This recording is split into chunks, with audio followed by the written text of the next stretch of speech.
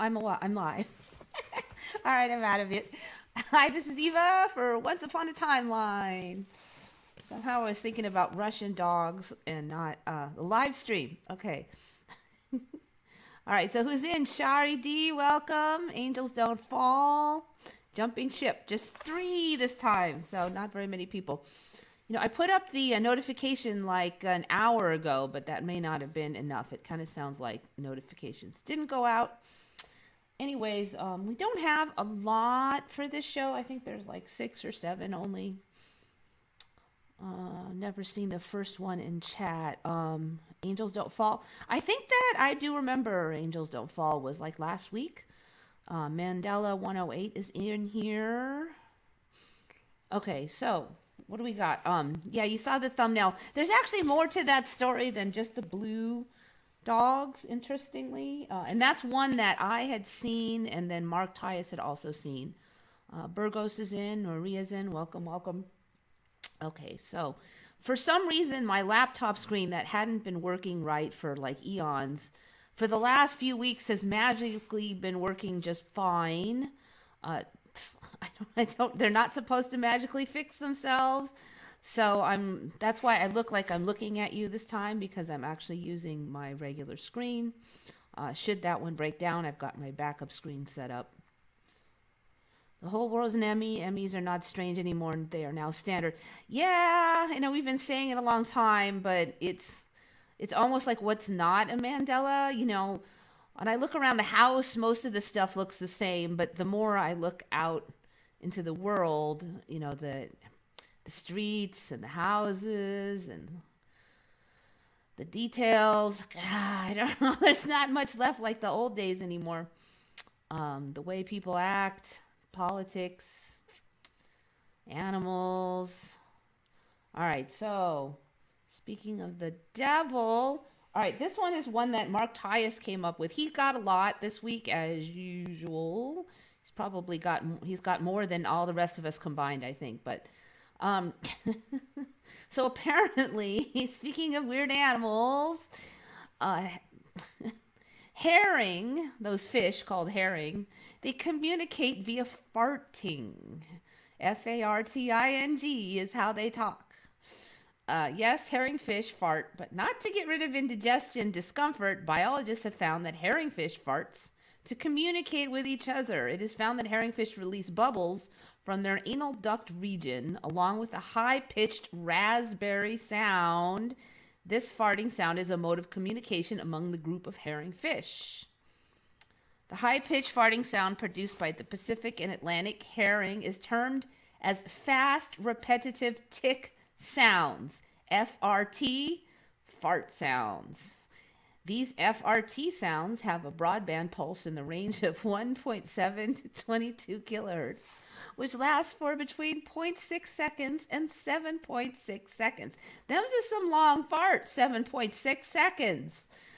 These sounds were mostly produced during nighttime to stay together to form a shoal.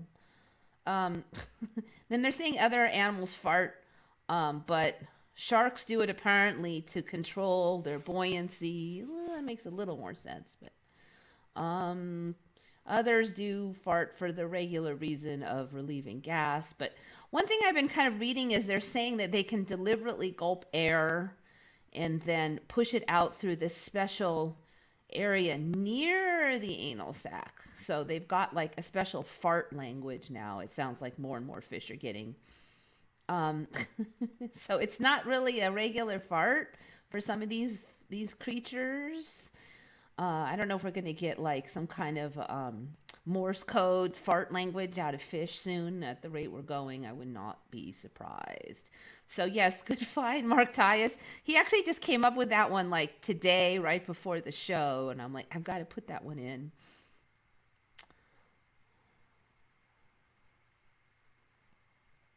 Angels Don't Fall is not new. It's just a new account. Colorado Skywatch is in. Sapioid's in. Matthew Kyle is in. Matthew Kyle. You don't know, no, okay. I don't think you would know that person. Your name reminds me of somebody, but Mandani Mal. Mandanimal. Okay, got it. You were in here before too. Okay, so yes, we have a fart language. I don't know who's writing this stuff. It obviously has to be humans that are writing this ridiculous. I mean, it has to be the human unconscious or something that has a consciousness close to humans. Because too many of these things are like human jokes, like these fish fart languages and stuff. It's just, I mean, it's just too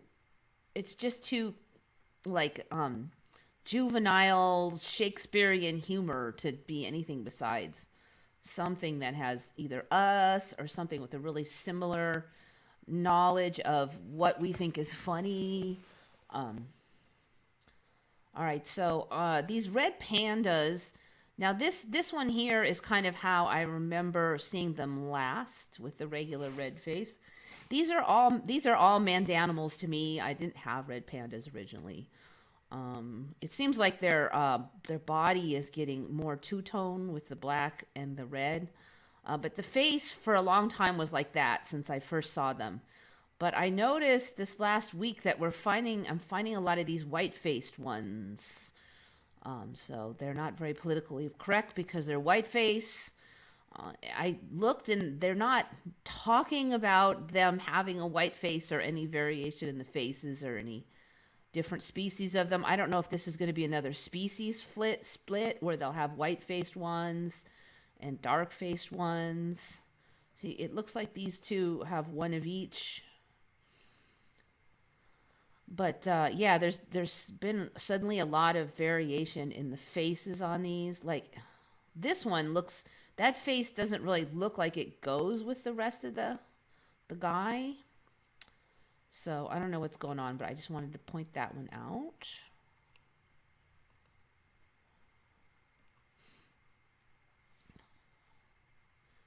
No, it's actually a lot easier to read it on the bigger screen for the comments.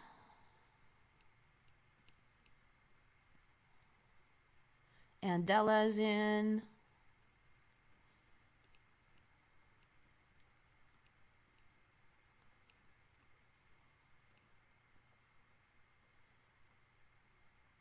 What causes the red herring? Yeah. What causes the red herring? That's a good one.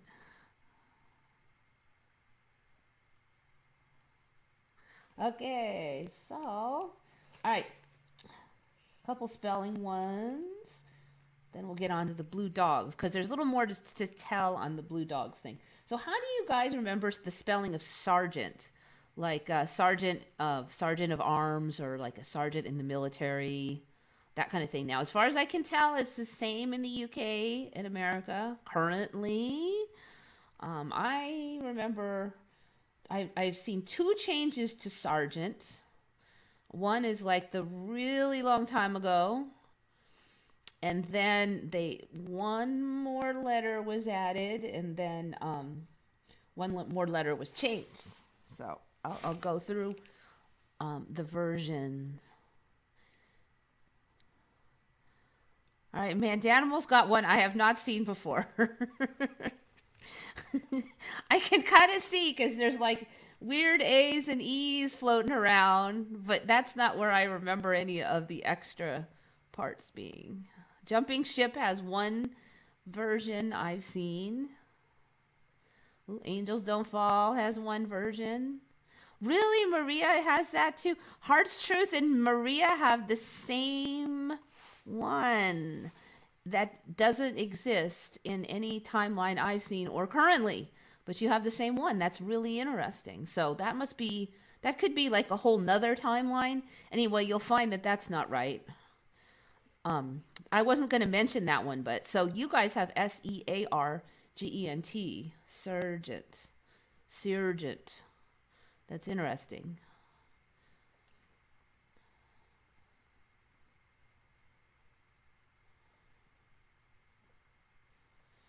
All right, Colorado Sky Watch you have. Let's see. That one I don't think is one of the current ones. No.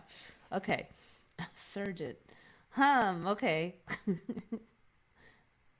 Shari, you have one of mine. Okay. I don't know if you've all had time to look it up. I'm going to look up those dog ones real quick while you have some time to add some more stuff. Dogs.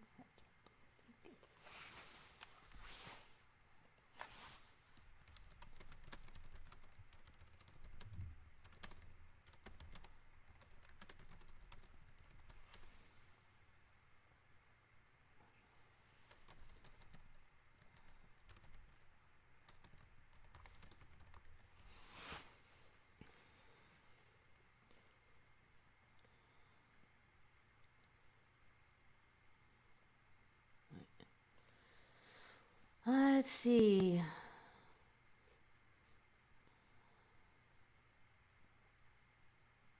Maria and me are both European. That's why. You know, but there's only one spelling currently that I can tell in the current reality. Reality. Angels don't fall. My grandfather was an E8 USAF Master Sergeant and 2 Sergeant Door. Yeah, well, that's what I remember it originally as that. That's the spelling I remember originally. We had a mouse once, and while my husband and I were arguing about what to do, our cat went and caught it. That's funny. I'll tell you, there's one convenience about having a cat in the house, assuming they're not like the wallflower kind of cat, is nobody's better at catching mice than a cat. They'll sit there for 5 hours until that mouse comes out and they can pounce on it. And my old doggy was actually pretty good at catching them. Now that I live out here in the country, man, the little teeny mice, they get in through the tiniest little crack. It's very hard to keep them out. Okay, so Sergeant. Now, I'm going to scream if it changed back, but... No way. Okay, wait. Okay. I just checked this one, too. Okay, good. It didn't change back. So I type in Sargent, S-A-R-G-E-N-T. I got scared because it was actually giving me results for S-A-R-G-E-N-T. That's what I remembered. And sometimes these things will flip on you. All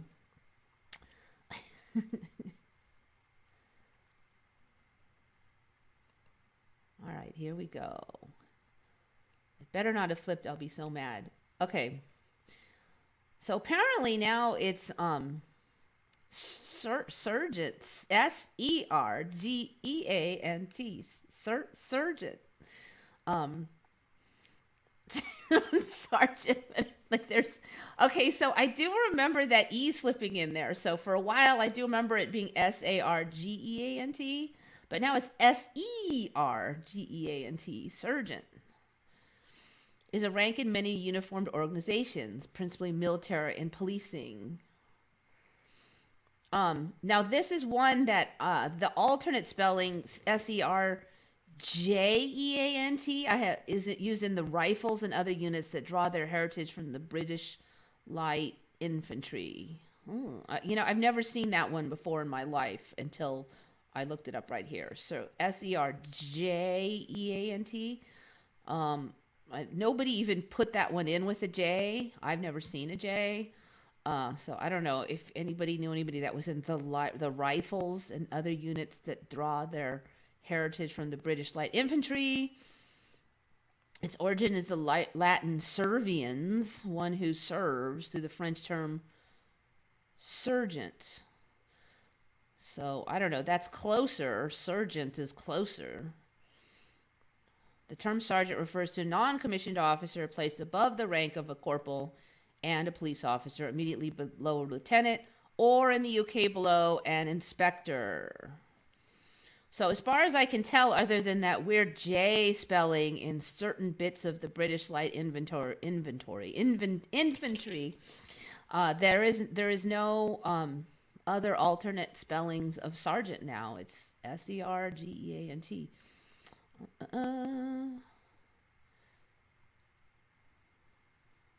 Many countries use the sergeant rank, whether in English or use a cognate with the same origin in another language. More senior non-commissioned ranks are often variations on sergeant, for example, staff sergeant, first sergeant, or sergeant major, but all still the same freaking creepy spelling. So a UK Army rank with NATO code OR6, senior blah, blah, blah. The highest rank of a non-commissioned officer, a lawyer of the highest rank, a title sometimes given to servants of the sovereign, and a fish, the cobia. So there is an sargent.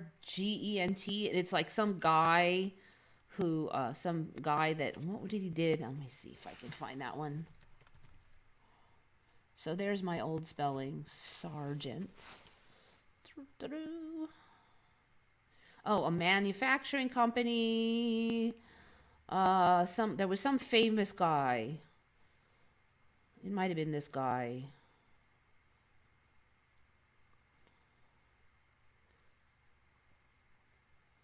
All right, let's look up sargent and see what it comes up with. Singer, sergeant, American painter. That was it. American painter known especially for his elegant portraits. So it's just people. John Singer, United States painter, blah, blah. So there's no more military rank, sargent. So I do remember seeing it like that for a while, sargent, like that A slipped in there for a while. So I was like, A or not A, but back before that wasn't in there. So that was like the more recent version, sargent, for like a few years. So I think this E thing is fairly new. It looks ridiculous. So that's what we got now. Sergeant. I don't know. It looks crazy. So anyway, nobody got it. Sergeant Pepper. It doesn't auto-correct me. Really? Is it still Sergeant Pepper's Lonely Hearts Club? Sergeant Pepper. Oh, that would be funny if that didn't change. Sergeant Pepper. SGT. They're abbreviating it. Let's see. Oh, they're abbreviating it. Oh. I don't think we're going to make it. Ever since they were sent into World War I battle in 1918, Sergeant Pepper and his Lonely Hearts Club Band of Heartland have been spreading the message of joy. So it's SER. What happened to Sergeant Pepper's band? And see, I typed it in as Sergeant Pepper, but it's coming out Sergeant Pepper, or SGT.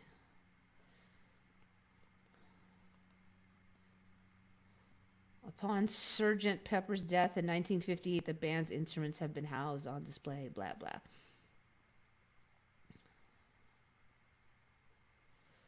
You see, most of it is abbreviated, so you can't even tell.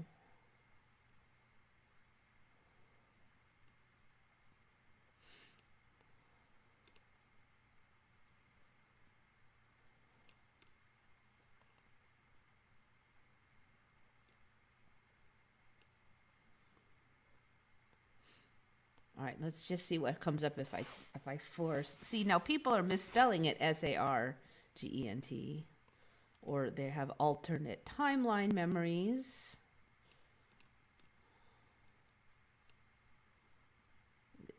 Almost all of it is abbreviated.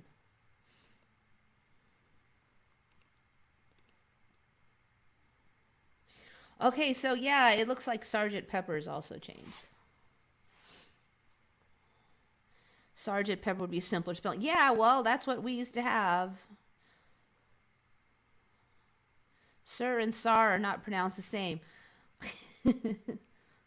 Sargento, I think, is the cheese, though. Cheese has got an O on it.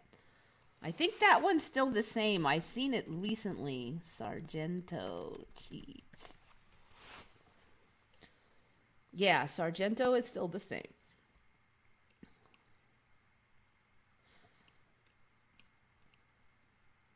Yep.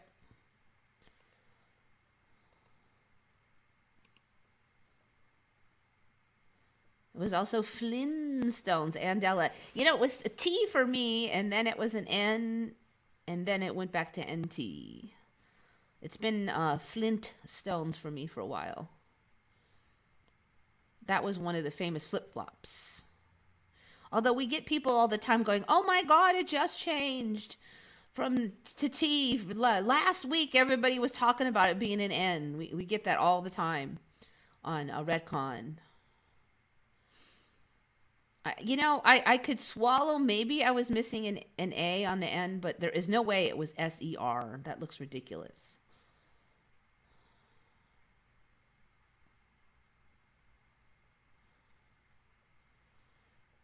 Rain on the Plains remembers the current spelling. Sargent. Yeah, no, I saw that. I'm like, no. That was like, what, a couple days ago? Sargent in Norwegian. Yeah, I can't help you on the foreign language spellings. Ooh, Rain on the Plains have multiplying objects. Sunglasses.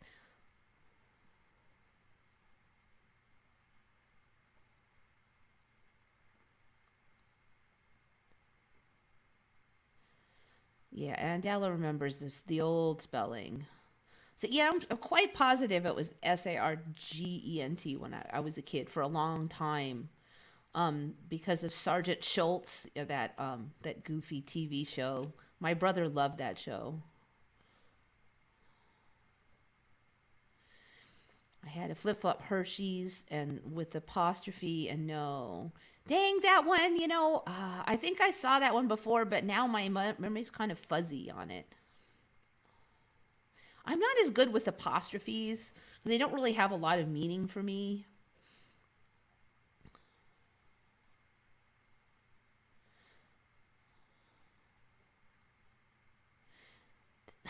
Shari's like, no.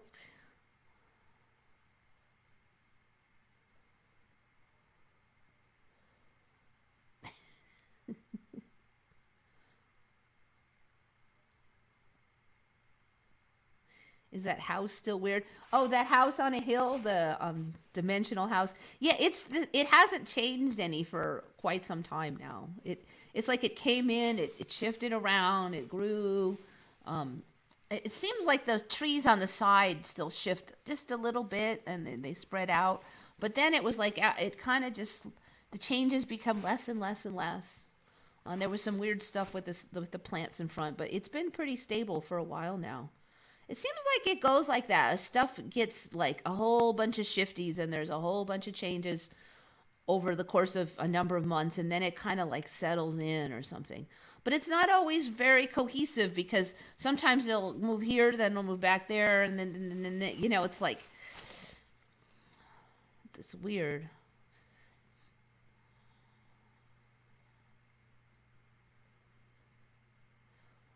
After the cat caught the mouse, she screamed, "Oh my God!" So the cat dropped the mouse.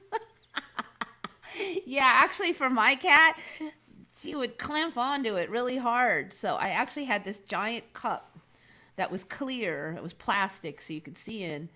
And I would stick it on the cat's face, and the cat still had the mouse, right? And then the cat would finally get mad and drop the mouse. And when it got mad and dropped the mouse would be in the cup. And I would just put like a cardboard over it or something so it wouldn't bounce out. And then I would give the cat like her favorite snacks so that she wouldn't be too mad at me. So that was my trick for the cat catching the mouse.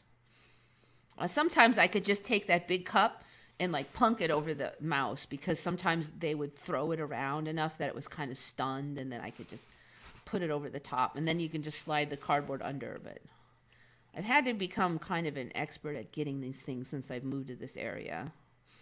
My trees change. Yes, there's this batch of trees that I used to, for many years, there's this one street I drive along a long way towards my house, and then I turn off to get to my house. But there was these eucalyptus trees at the end, and I used to just kind of stare at those. I was driving up the street, and one of them had this particular weird lopsided shape, and I used to always be like, there's the tree. And I just loved the tree because the tree meant I was almost home.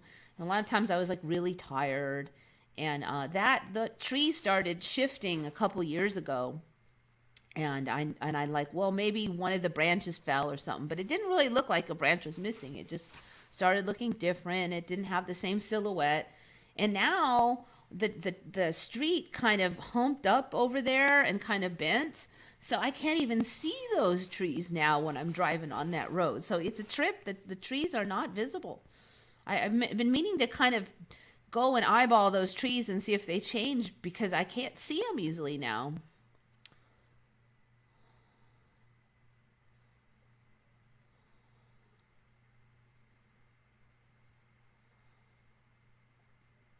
Ah, Shari, you've converted your husband, did you? Ah, the building. Does he see the building changes? I don't know. It just seems like stuff's coming home to roost more now. Although personally, I have not seen a huge ton of Mandelas in the last few weeks for my own self, like right around the house and stuff. One thing I've noticed that wouldn't technically be a Mandela is that I rent this old barn for my work, and it's 2-story, and the top has it's like 100-year-old barn. Luckily, it's paved, and they put electrical in it and everything. But it's like a real antique-y, old school deal way back before many houses were even in the area. This barn was there, and it has the top used to be the hay loft, and they have this big giant door that swings open on the top floor, and that would be the door they used to pitch the hay in. So it's huge, so that they could pitch these giant bales right up into there. So somebody used to stand on the bottom and just loft them, like a really strong person, obviously. And so that big swingy door, we always swing that open for air. And for years, I've rented this barn for years now. And we would always open that barn door. And the only time we couldn't have that barn door open is if there were Santa Ana winds, because that was the reverse winds coming from the reverse direction from the deserts, and they would slam the door shut. So the door was designed to hang open nicely, like 99 days out of 100 when there were no Santa Ana winds. But the last couple weeks, we can't leave the door open because the winds are all weird. And I've never had that before. It used to be only the hot Santa Anas would cause it. But the door keeps slamming shut now. So I can't, I'm like, today was freaking freezing. It was raining, and it was cold, cold, cold. And it wasn't very windy. So it's not a Santa Ana's at all. It doesn't say it's a Santa Ana's.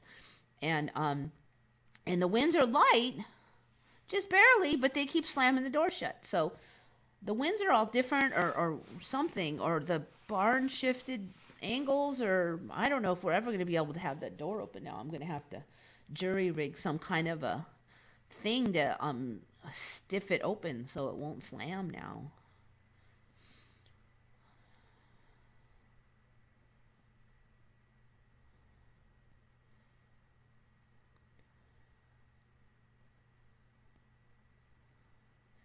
There's a very big bare branch, brand new. It wasn't stripped. It wasn't there. Yeah.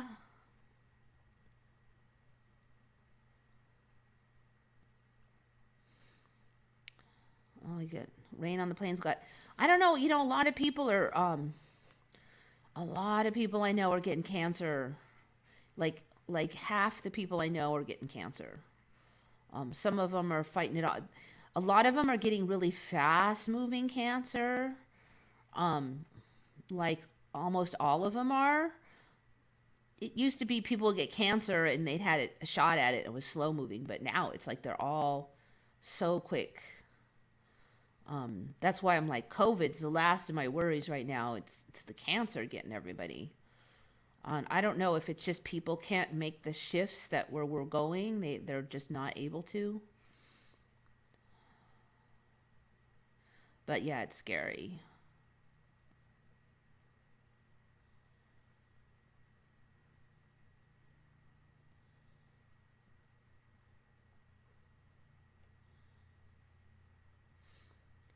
There are certain buildings that keep changing. Yeah, if you see a change in an area once, especially if it's like a building, keep an eye on that area because you'll probably have a couple more months worth of shifting a lot of times.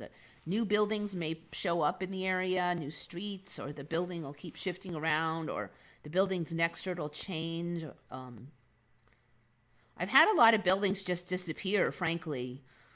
streets that were 5 buildings or 6 buildings, like blocks that were 6 buildings long are now like 2 buildings long. They just, and it's just boring little buildings usually that disappear. But my right ear suddenly got way bigger than the left. That is weird. Ears in this timeline keep growing forever too. One thing I've noticed is like inside when you poke like a Q-tip in, I've noticed the sizes keep changing. Like one was really tight and one was kind of open, then it reversed, and then they were both tight. Now they're both really wide open in there, like the ear holes. So if you put a Q-tip, and I've got like a bajillion Q-tips from a long time ago, so it's the same size Q-tip the whole time. So yeah, the ear holes are huge now. My husband's been freaking out this week. He's had some personal enemies at work, like the guy that worked there was fired, but now he was never fired, but on leave. And you first find out about the Mandela, and don't forget how scary it is. So Shari's husband's like, it changed so, that is so, that is the weirdest reaction I get. I can understand people refusing to see it because it's too scary. Like, no, I refuse to admit it. It has to be bad memory. I can understand that. That's totally logical to me. It's just too scary. Their brain is just protecting them from the scare. But people who see it and then just say, so, I'm like, the entire nature of reality has altered in front of your face. It's one of the biggest, technically, it's like a bigger miracle than in the Bible. I mean, or it's the same kind of miracles as in the Bible. People back from the dead, magically changing houses. I mean, and then they're like, so. I mean, can you imagine? It was like the weirdest thing. I can't understand that. I just can't.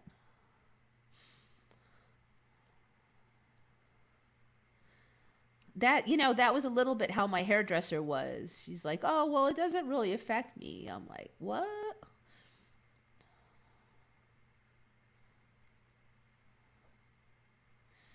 Santa wannabe wins? Yeah, I don't know.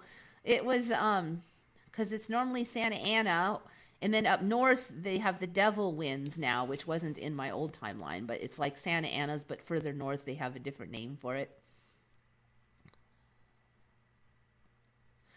I was thinking this week how the Bible says the great deception is there for those who have no love of the truth, and that seems to be a lot of those not affected. Maybe. Yeah, I don't know. I think, I don't know. These days I spend a lot more time on the great deception and those things. People who just, like with the politics where their side does it and they make excuses for it, and then the other side does the exact same thing and they say it's the most horrible thing ever. And I don't think those people have love of the truth, because if they did, they would admit that their side did the exact same thing, and it's both sides. So I see that a lot. And then people who say, oh, it's fine to have outside demonstrations for BLM, but then the minute the GOP does it for something else, oh my gosh, you're spreading the C virus. I'm like, you can't say one demonstration spreads the C but the other doesn't. You can't have the love of the truth if you're actually going to say that it's okay to party for Biden's victory but not for Trump's. I mean, that's just, and it's not, and look, the Trump side's doing the same thing. I mean, Biden's doing a bunch of stuff that Trump did, like making all of his edicts or whatever you call it, presidential statements in the beginning. And they loved it when Trump did it. But now that Biden's doing it, it's like, oh, no, that's not fair. So both sides have become so hypocritical that even just on basic stuff, just, you got to be fair to both sides. If your side did it, then you can't really complain if the other side does it, but people are just so judgmental on stuff, I mean, I hear all the time somebody went outside and then they're judging other people that went out because, there's supposedly supposed to stay home because of the sea. I'm like, well, how do you know they went out unless you went out? Well, it's okay if they went out, but they don't want the other people to go out. I'm like, stuff like that. It's like so blatantly hypocritical. It's like, how can you not see how just obviously hypocritical that was?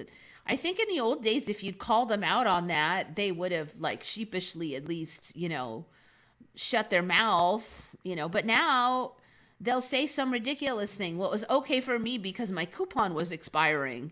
I mean, literally stuff like that. And I'm like, that level of blindness is even more extreme than like the Mandela effect one. So, and it's just everywhere now. It's just gotten so bad. I mean, exactly. Even if you don't like the truth is what it is. And that's what, like if you go on social media, people just downvote you if they don't like it. If they don't like it, they don't care if it's the truth or not. They just only vote according to what makes them happy, basically. I mean, and I'm not even telling people to wear a mask, don't wear a mask, do what you want, but don't be like judging people for stuff you did. There's just so common now that there's just like, and like say somebody, oh, you lack empathy, so I hope you die. I hope you and your family dies of COVID because you lack empathy. I'm like, I lack empathy, and you telling me that you hope my whole family dies. I mean, like, and I lack empathy. People can't even see that their own sentence is insane. It's an insane sentence.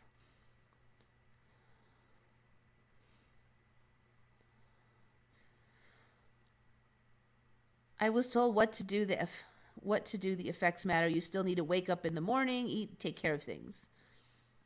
The biggest thing that happens to humans and just focus on the everyday. Yeah, I don't know, dude. I mean, we were able to see it, and I think there's a reason for it. The other thing that Mandela does for me, though, is that all the time I see Mandelas, I mean, like, there's old ones, like I go to the Home Depot, and it's really hard to forget that it used to be Home Depot, and there's just like little ones sitting in traffic, and you see the logos, and a lot of those have shifted, the car logos.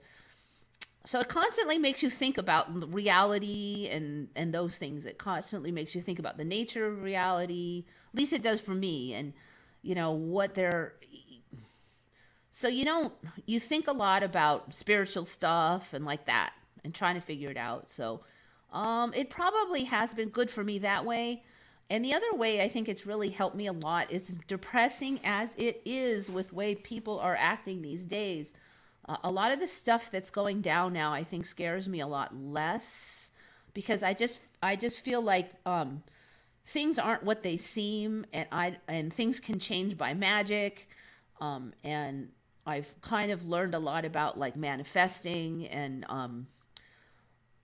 getting out of problems by having the right mindset. So it's I think it would be terrifying to me, all this lockdown stuff and this kind of like spell that people are under. Not that I'm not scared of it, but I would have been a lot worse, I think, if I didn't know the Mandela stuff. So I'm glad I do, although it is lonely at times.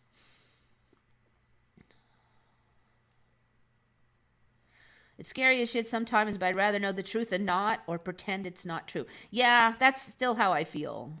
I'm still glad I know. Be careful what you ask for. I wanted to know more stuff about the reality and everything, and well, I found out. Even though it's a bit of a kick in the stomach sometimes. Yeah. Well, this is what I do. If I want to know what the Democrat is up to, I go and look at Fox News. And not that I blindly trust everything that Fox News is, but I figure any little bad thing that Biden does, Fox News will find it, or a lot of it. And then when I didn't, when Trump was in charge, I go and watch like CNN and those places because they'll find any little thing he does. So I kind of keep an eye on the administrations by watching their enemies.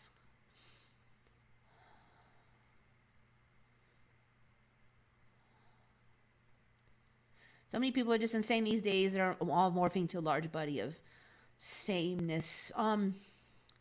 Yeah, they have a lot of the same weaknesses, but like it's kind of weird because I had this last 4 years, I saw a lot about the more extreme side of the Republicans and how they'd been, it's like the far right is way more extreme than the regular Republicans were like 10 years ago.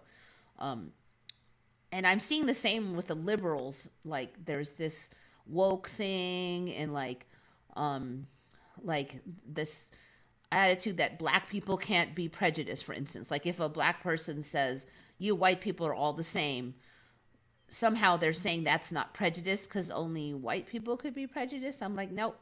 All humans, I actually think all humans are, human and they all have the same weaknesses. And, but there's like all this weird stuff like that, like, huh? Like these men are transitioning to be women and fine, do whatever you want, but they're letting them in all the women's sports and they're kicking butt because they still have a man body. And even taking some hormones doesn't take away that they have giant muscles and, way bigger bodies and just, they're taking gold medals and stuff in the women's sports. And I'm like, I never thought I would see such a thing. Not to mention so many people just saying, of course, it's just beyond logic to me. I'm like, how many gold medals did they got to win from the women before you kind of admit they're stronger? I mean, that's why we have the split between the men's and women's sports, because men are stronger. I mean, I, as a very strong woman, would not say that unless it was really, really obvious, So I don't know what's going on that side. It's like they've taken leave of their senses. Just really strange stuff.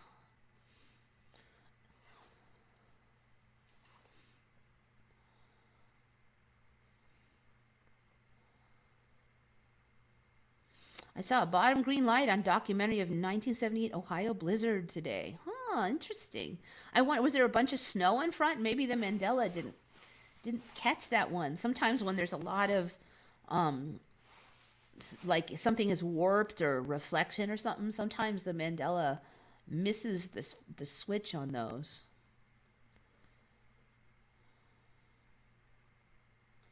Only everyone's dad cared about politics 10 years ago. Yeah, kind of, but it was a lot more subtle then, and it was a lot more um collegiate. You basically, people could talk about it. Most people could talk about politics in a mature fashion. They may not agree, but religion was a little bit more of a hot button topic, but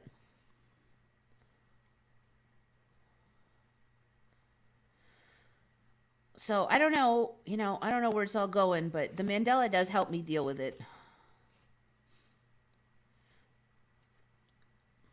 Yeah, I don't know what happened. Democrats used to be more like about caring about the poor and let's give more money to the poor versus giving more money to the military. And then, and the Democrats are more like about spending money and the Republicans more about saving it. And, but they were both kind of, you could see their point. You may not 100% agree, but it was more a matter of where you put the emphasis. But now it's just gotten insane, Wait until Flintstones turns to Fleenstones. Yeah, I don't know. I don't know. Personally, I don't come from the FLIN. Um, um, let's see. Yeah, the FLIN stones. I don't come from there, and that one never made sense to me because I always thought Flint is a stone, right? But I've seen effects since 1982. First one was John Deere. Yeah, I'm not sure exact. I think my first one might have been um, Alfa Romero, changed to Alfa Romeo, and that was somewhere in like the 80s, but I'm not sure exactly when. The Emmy gives me hope that we'll shift out of a timeline with so much political baloney. Yeah, I don't. I'm hoping we'll eventually get to where people kind of wake up again. Maybe everybody that's going to split off and can't go there flip stones. That'll be funny. Maybe there's some other kind of a stone. It'll be that will get to where people kind of go, oh yeah, we shouldn't have done that or something.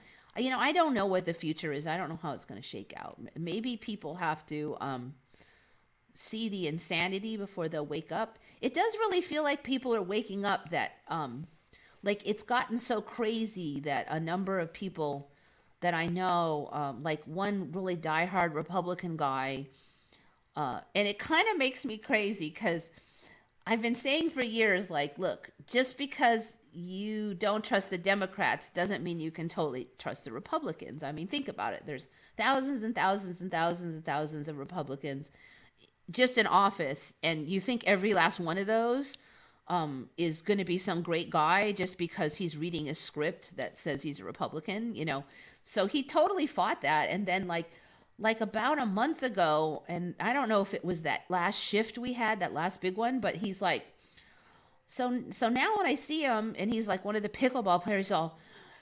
Eva, just because, one side does bad things doesn't mean you can trust the other side. He acts like he's telling me, like I have been saying it for years, and now he's like acting like he's schooling me, like I need the education. And I'm like, what?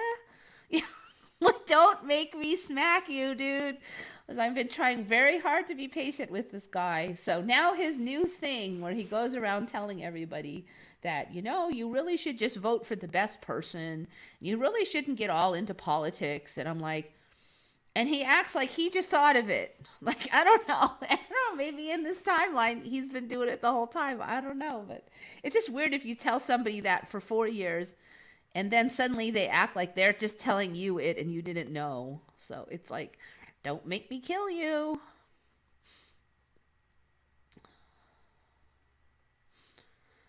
I saw Rod Sterling go to Sterling, Charles Schultz go to Scholes, Sally Fields go to Field, and Christopher Reeves to Reeve, all in the 80s. That's why I believe in the death theory.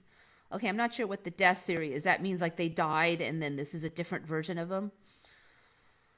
Oh, Reeves. Yeah, I don't know. Maybe you shifted early because those are more recent. I think the Sterling one is pretty old for me. But I don't think the Reeves one is that old. And the Schultz one is pretty new. I mean, that was like, people noticed that, what, like 2 years ago or something?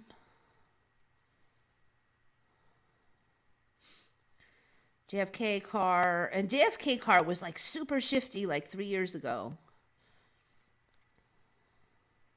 Flint was the whole point of the stone. Yeah, I know. That's why it was really weird when it wasn't T anymore.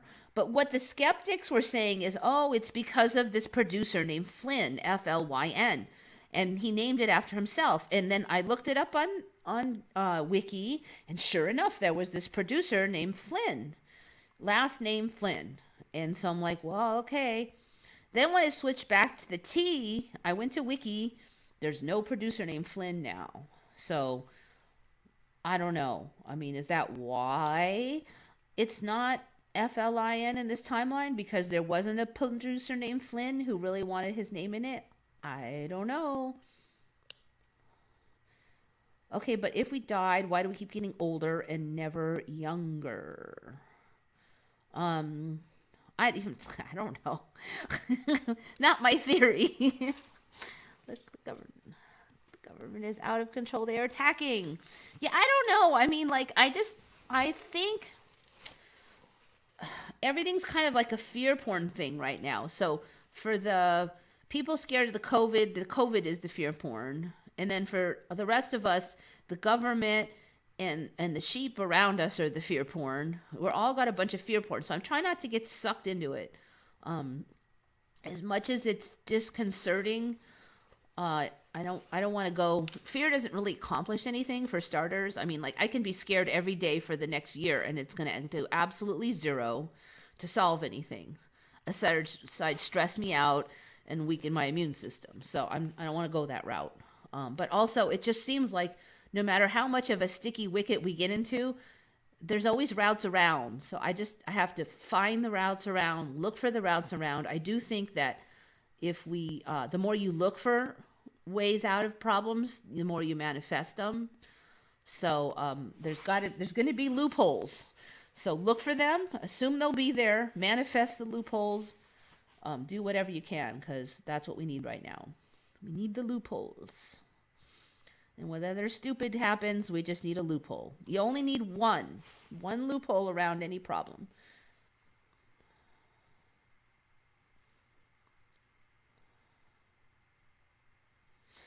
Oh, did Judge Judy finally retire? Judge Judy puts down her gavel and 47 million paycheck. Yeah, she never had the gavel. I do remember the gavel. Now, for me, a couple years ago, she retired, or they canceled the show. So that was like a little tiny Mandela, is that I saw that they canceled Judge Judy. And then a couple months later, it was back on again, and they'd never canceled it. So, Olstein. See, yeah, that's another thing. Like these mega pastors that flying around in jets in their $1 million homes saying, give me money, and everybody does. And it's like, it's almost just like a slap in the face. Like, do you guys not see that these guys, like, are you blind? Can you not see that this is not the way of Jesus? You know, I mean, have a nice home, okay, but $1 million home and a private jet and 5 Olympic swimming pools and 10 fancy cars and stuff. No. You should be donating all that to charity, you know. I mean, that's not right.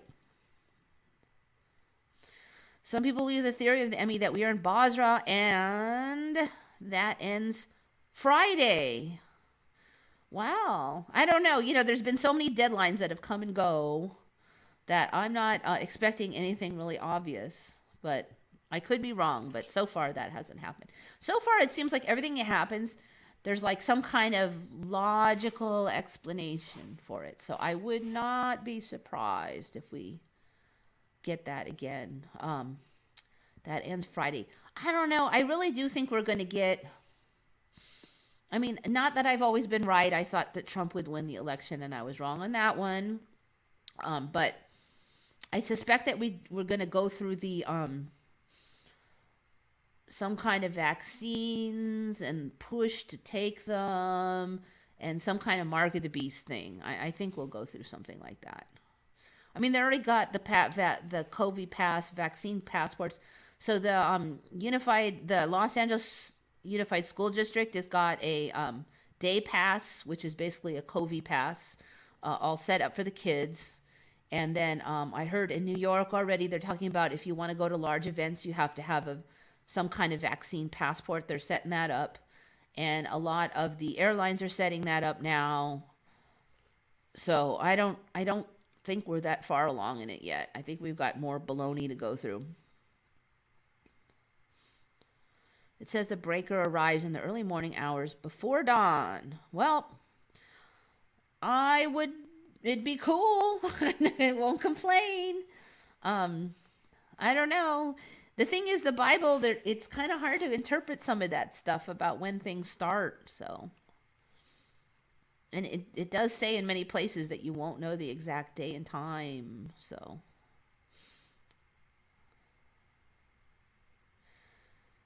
I know positively, absolutely, FedEx always delivered on time. Now they're a joke. I don't know. You know, I've only been using them in recent years. So, I mean, that was the advertisement. But, you know, one of the Mandelas for me was that the post office, rain, sleet, or snow, they deliver. And that was always the thing. And no matter what, if they could somebody could walk or drive a vehicle into the area, they would deliver. But now they're... That was like, was it 2 years ago? I saw if there's got like 6 inches of snow, then there's no mail. You know, just like it wasn't even that much. So that whole come rain or sleet or snow or hail thing that was never the case anymore. Basra, what's that? Okay, if you look it up, it's basically, I'm really not sure if this was in the Bible for me originally, but there's now a thing in the Bible where, you kind of have to look it up. Let me see if I can find it. But it kind of potentially explains, I don't know how to type this in. Resurrection? I don't know what's the keywords for this. End times. That's probably the term I want. Not Ren. Jeez. There. Okay, so there's a certain interpretation in the Bible. I don't remember Micah being a part of the Bible, so during the final 3.5 years of this age, the ensuing Basra exile during the Great Tribulation is a subject that almost never spoken about by Bible teachers, but this is laid out in the Holy Scriptures quite clearly in Micah. I don't even know how to pronounce that. Micah 2:12-13, and Revelation 12. Now the subject of magnificent Basra deliverance is no longer cloaked and under wraps. It is in fact going viral. There will be a great parting of the ways and an epic division of people during the 666 economic system of the Antichrist. Those who reject the 666 system of marking will be on the outer. What about the women and the children? Is all lost? No, apparently not.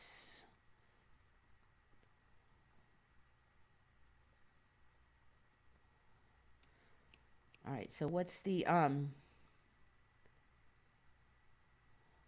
I will surely gather the remnant of Israel. I will put them together as the sheep of Basra. As the flock in the midst of their fold, they shall make great noise by reason of the multitude of men. The breaker is come up before them. They have broken up and have passed through the gate and are gone out by it, and their king shall pass before them, and the Lord on the head of them. Okay, so the Bible paints a picture of a deliverance at the end of the age involving the returning of the Messiah and the covenant people of God of Abraham, Isaac, and Jacob. The scriptures point to Basra as the place where the elect, God's covenant people, are in exile. It is the time of Jacob's trouble from the Basra connection to Edom. It appears that they are held under the jurisdiction of the wild, untamed, and godless children of Esau.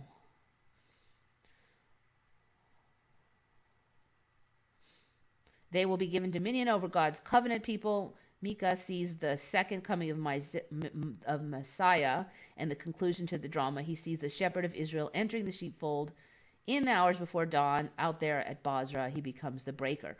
Okay, so this story basically is that the elect are under the powers of some like bad dudes, like bad people, and then will be broken out by the Messiah at a certain time.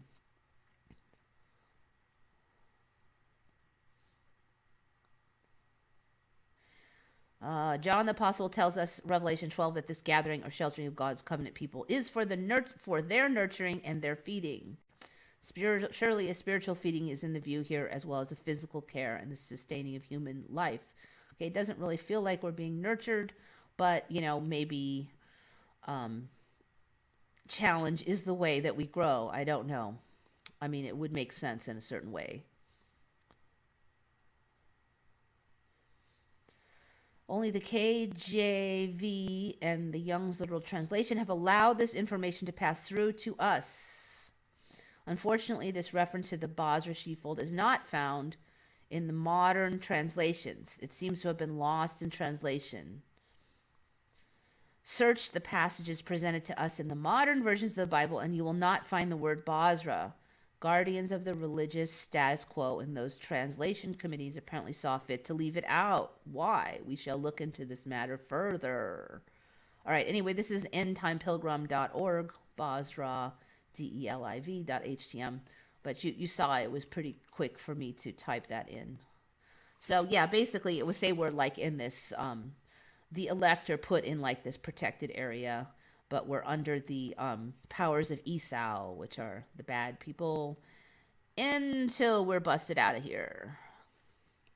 That's the theory anyway. It kind of fits. A lot of people who are really strong in the Bible, a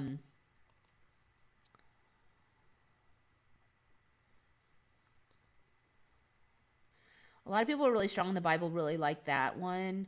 Another one I've heard is that if you look at the Tartaria stuff, yes, there's, like I said before, in the Bible now, there's this thing where there's an end of the millennial reign of Christ where the devil is let out for a short season before finally being vanquished by God.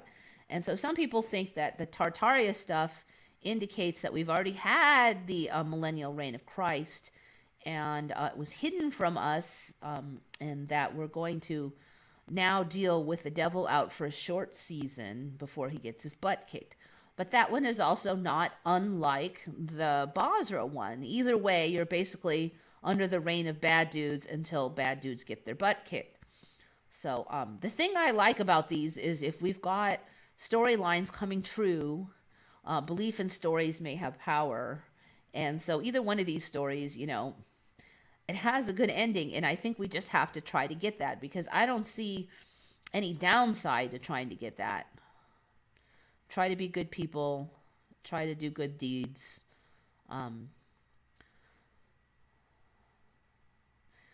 I've never heard of the Basra deliverance or exile. I've been a Bible reading Christian for decades. Yeah, well, they're basically saying that some of the modern translations didn't keep it, but the KJV kept it. So I definitely check it out. I don't know.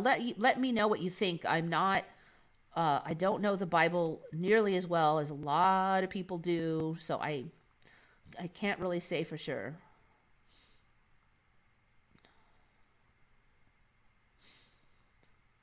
I study no eschatology, no Basra, really. I don't know,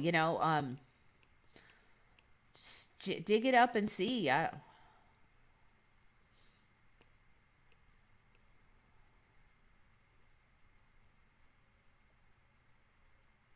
Let's see. I'm pretty sure it was in there somewhere. So they have, this is the explanation of the timelines, like how they came up with their times.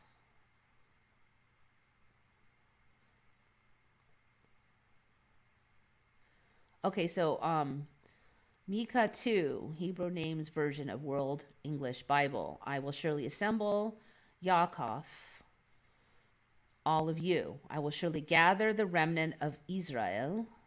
I will put them together as the sheep of Basra, as a flock in the midst of their pasture, they will throng with people. So that's Micah 2. Basra was an ancient city, now a ruin belonging to the Edomites. Well, I don't know. Dig through there and see what you find, because, like I said, I think it's pretty darn interesting.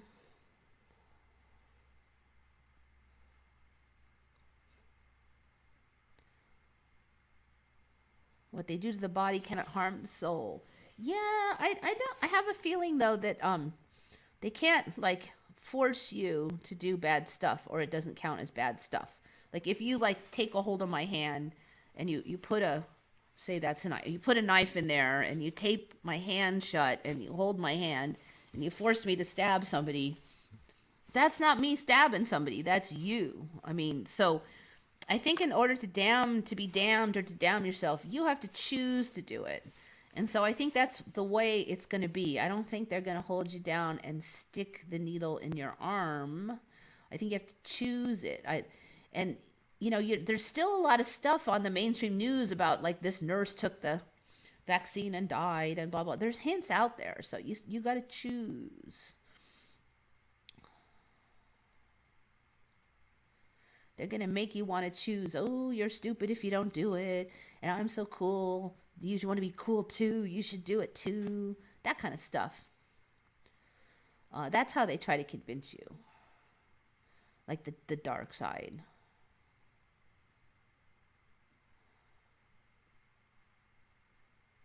I've noticed paper and books, the binding of the book, ink pens all corroding. Good times ahead, think positive. Yep. I'm going to try for it because, manifestation I think does work. I think you do choose your timelines. I'm hoping a lot of people wake up. things are getting so blatant, and people are waking up. They're starting to go, wait a minute. When the sides get so ridiculous, um, how ridiculous it have to get where people are like, wait a minute. And when you finally accept one thing is off, when you finally break out of your little box just a little bit and finally go, wait a minute. Like, say you're a diehard liberal and finally you've been following the liberal everything for like 20 years, and finally you get to the point where you go, wait a minute, this is too far, or wait a minute, I don't agree with this. That first time you break out, once you do it once, it's easier the next time. It just gets easier and easier. So like that first one, it's like people are finally getting pushed. Like my Republican friend, he finally got pushed with the Trump pushing the vaccine, because he totally never thought Trump would. And he finally went, wait a minute, at some point, there's something not right here. And once he did that, it was much easier for him. He's not, all the way, he's got a ways to go. But, for me, it was 9/11. There was so much weird stuff with 9/11. I'm like, wait a minute. This can't be possible the way they're saying it. And once you step out of the box, then it's just easier and easier to question everything. And maybe if you question everything enough, you start to question reality, Everything after a while, you start to question everything you were ever told, even the most obvious things,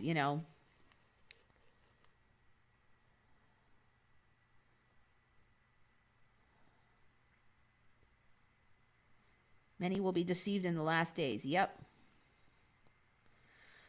And so all these people who are like, the masks are going to save you and blah, blah, blah. So I would not be surprised if what we have next is going to be the reverse. Like, no, masks are useless. All those people have been pushing masks like they were a religion. Then are they all going to just jump on and say they knew all the time? Or some of those people are going to go, wait a minute, you've been saying this for how long? And now you're completely reversing it? That's, I think, part of the thing where they just flip-flop. Because if they really wanted to fool us, I don't think they'd flip-flop back and forth so blatantly. And there's just too many clues. So that's you got a choice now. You either wake up or you go further into blindness.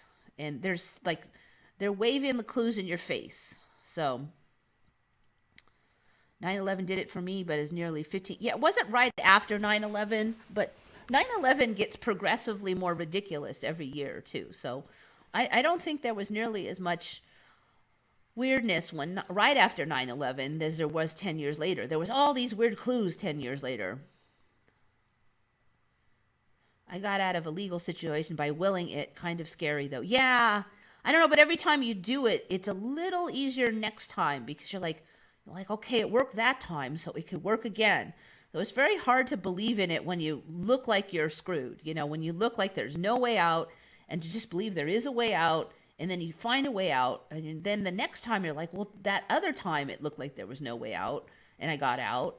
And so that's what we kind of see around us. Everybody is blind and in some kind of dream state, and the military and everything looks like they're all taking over. So that it looks like there's no way out, but there's been a ton of times when it looked like there was no way out and I got out. So if I did it once, I can do it again.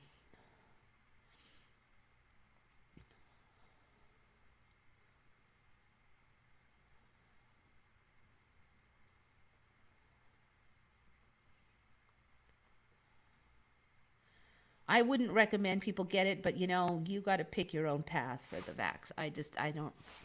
I'm not getting it. It's reassuring to know that Basra and Tataria have stories that could bring us salvation. And it's not just them, okay, so there's this Native American one where there'll be like a great splitting, and the good people will go one way and the bad people go another way. And then you've got Dolores Cannon, and she's got this whole splitting of the new earth and the old earth, and the good people go to the new earth. So there's like a gajillion stories, and 2/3 of them I've never even heard of before. So there's something going on there with those stories, and they're all saying it's then there's that Kali Yuga thing. We're at the end of Kali Yuga is the Hindu thing. I've never heard of that before, but according to that, the Kali Yuga is like when you like the earth sinks into the least amount of moralness, and there's like the worst conditions, and then right after that becomes the best conditions. Like then we have the most moral conditions. So it's a very, very similar story again.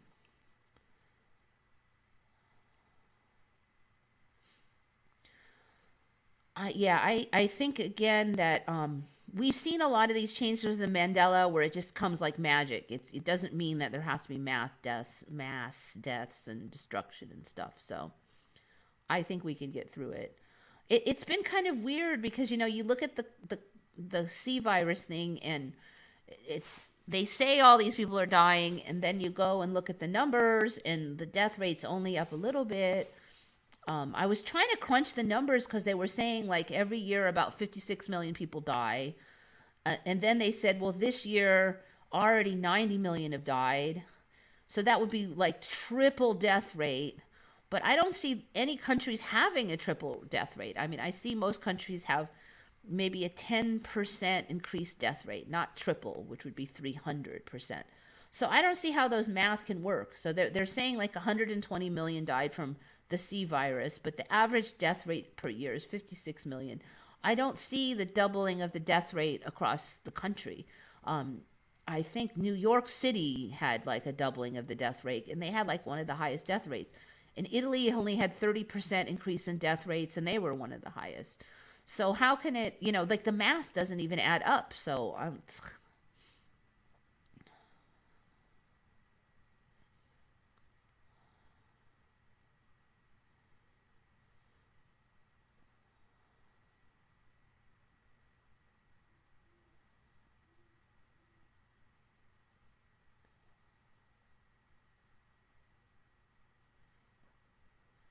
James Neal, I have a Hopi prophecy vid. I think that's that one, that Native American one was the Hopi prophecy one, which I've never heard before until like a year or two ago.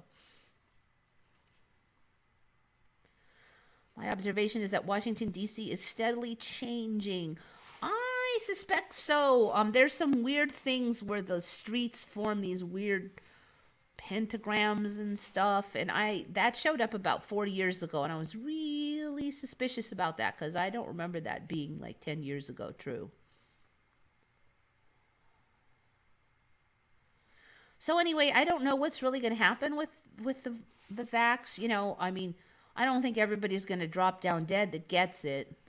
So I mean, just because you get it doesn't mean you're screwed. I'm not getting it just to be on the safe side, but I mean, it might be that the effects don't affect everybody equally, and some people won't have any serious troubles. I mean, I'm not going to risk it, but I don't think it's like a death sentence either. I'd rather go natural on this one, thank you. Especially with the very, very low death rate on the sea.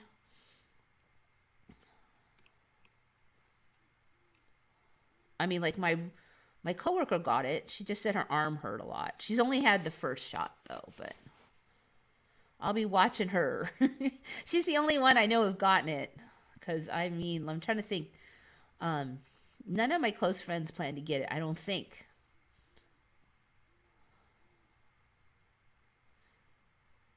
Yeah, I've seen the VAERS. I mean, how accurate is that? Are they really collecting all the stuff? Because, like, I mean, I've seen cases where somebody got the shot and then immediately got sick and then died of like inflammatory syndrome, and then they said, well, the cause of death is unsure, and it's like, well, it started right after they got the shot and they were totally healthy, and then they died of a weird inflammatory syndrome that they never had starting right after they got the shot.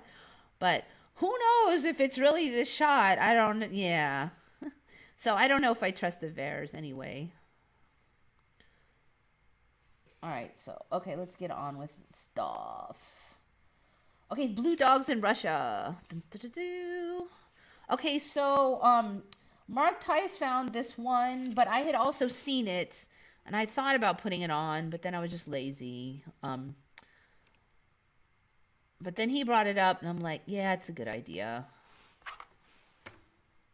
There's two this week that I saw and he saw, and this is one of them.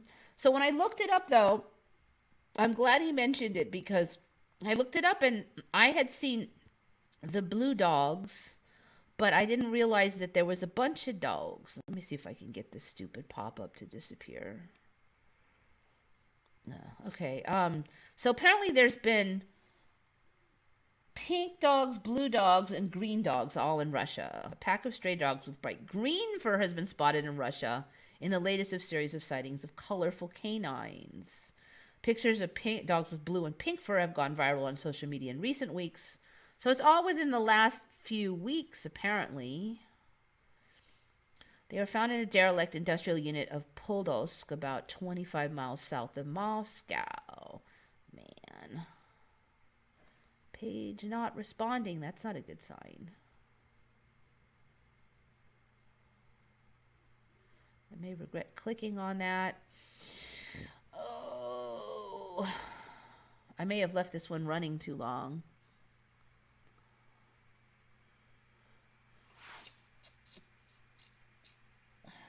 Ooh, okay. No. Yes. Okay. Officials said the dogs likely got their unusual color from rolling around in green paint left in an abandoned warehouse. Okay. So I'm looking at these dogs. And first of all, let me just clarify that I used to paint houses for a living. So I well know what dogs that got paint on them look like. Okay, for starters, paint dries and then you can roll on it all you want. You're not going to turn the color of the paint. The color does not come off of paint easily. If you roll on dried red paint, you might need a little bit of red. I mean, a little bit, but not like this. I mean, like these dogs got green. Okay, so that's number one. And if you got wet paint on you, then you're going to be like sticky matty. I mean, it's going to be mats. It's not going to be normal fluffy furs. So there's no way it's paint. This is complete baloney. Now, when I covered that thing with the purple squirrels a couple years ago, it was the same thing. They were saying it was purple paint. I'm like, that's not paint.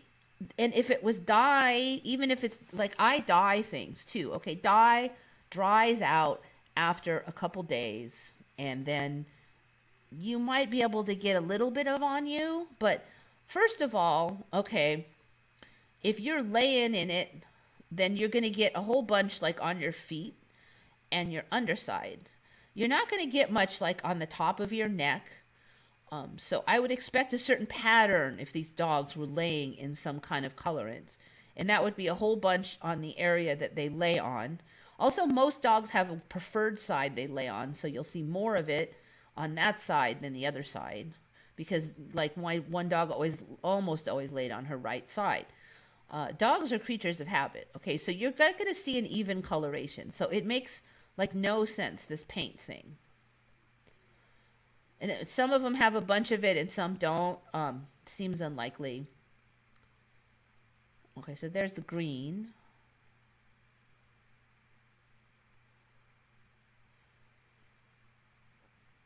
The animals were otherwise healthy. The dogs were very friendly. The green dogs appeared just days after pink ones were spotted in a former chemical weapons making city. All right, chemical weapons. I mean, so like, just because there's chemical weapons doesn't mean there's pinkness all over.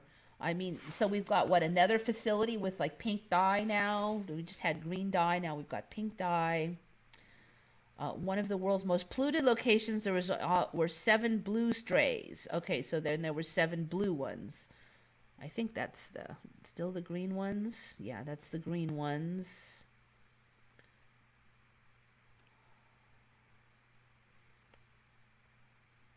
The pink ones were spotted close to Crystal Defense Plant, which manufactures explosives and ammunition. What, and they got pink dye? 7 strays were caught with blue skin and hair coloring near the dilapidated Derzhinskoye Orgsteklo plant, once a large chemical production plant. Selling. Okay, so there's the pink dogs. It appeared non-toxic with no sign of irritating chemical burns. He admitted some of the 7 dogs remained under stress. So there's the pink ones. Okay, so again, it's pretty even. They've got it on their face. They got it on the top of their head. Now, if they're laying in it, what they put their they like stand on the top of their head. I mean, they should have large amounts of dye in the sitting areas and not. It shouldn't be even like this. So that makes no sense. Green dogs appeared just days after the pink dogs. So there's a bunch of the pink dogs. Again, I would expect to see a lot of pink like on the elbows there where they... I mean, you know, your dog gets in the dirt. And the dirt all gets in certain spots on your dog. So the dye should get in the same spots. And that's like elbows and the feet. So here's one. The blue dogs, their excrement had come out blue. All right, so how did they get... But yet they were healthy. So what did they eat? Something that was blue dye? Like, I'll tell you something. Stray mutts like this aren't stupid. They're not like stupid domestic dogs. They don't go eating a lot of unedible items. They don't just go, hey, look, there's a bunch of stuffed animals. I'm going to eat them. There's a bunch of blue tubes of dye. I'm going to eat them. And they wouldn't be eating them over and over. They're just not that dumb. Okay, so what, all of these dogs somehow got blue poop? It doesn't make any sense. And then what dye does a dog eat that makes their fur turn blue? That doesn't make any sense either. You know, my old husky mix once ate a bunch of ink markers. And his poop did come out some colors. But you know what? His hair didn't change color because that's not anywhere near his poop. So what dye does an animal eat that colors their fur also? It doesn't work like that. Are people like capturing these strays and dyeing them funny colors? Okay, that is plausible. Weird, but plausible. But then what's all this story about they were seen near this chemical plant and blah, blah, blah. And even if you dye them, how did their poop turn blue? None of this story makes... If you just casually read this and you don't think very hard, it sounds kind of slightly plausible. But if you know anything about dogs and dye and stuff, it's not plausible at all.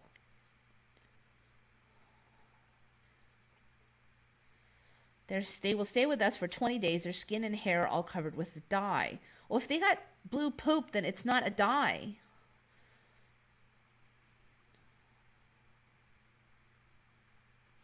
This found that the shocking coloring was not dangerous to their health. There's the thumbnail dog. He's quite blue. You can really see here, he's blue all over. He has an extra amount of blue up here on the top of his snout. And then he's lighter on the sides. Now, that makes no sense to me because as a dog's going to lay their head down on stuff, they should be getting it on the sides of their face more than on the top. And there's plenty on the back here. This looks like a natural coloration. I mean, it sounds ridiculous, but look at all the dye on the top there. Here again, all around the head. The cheeks have less dye.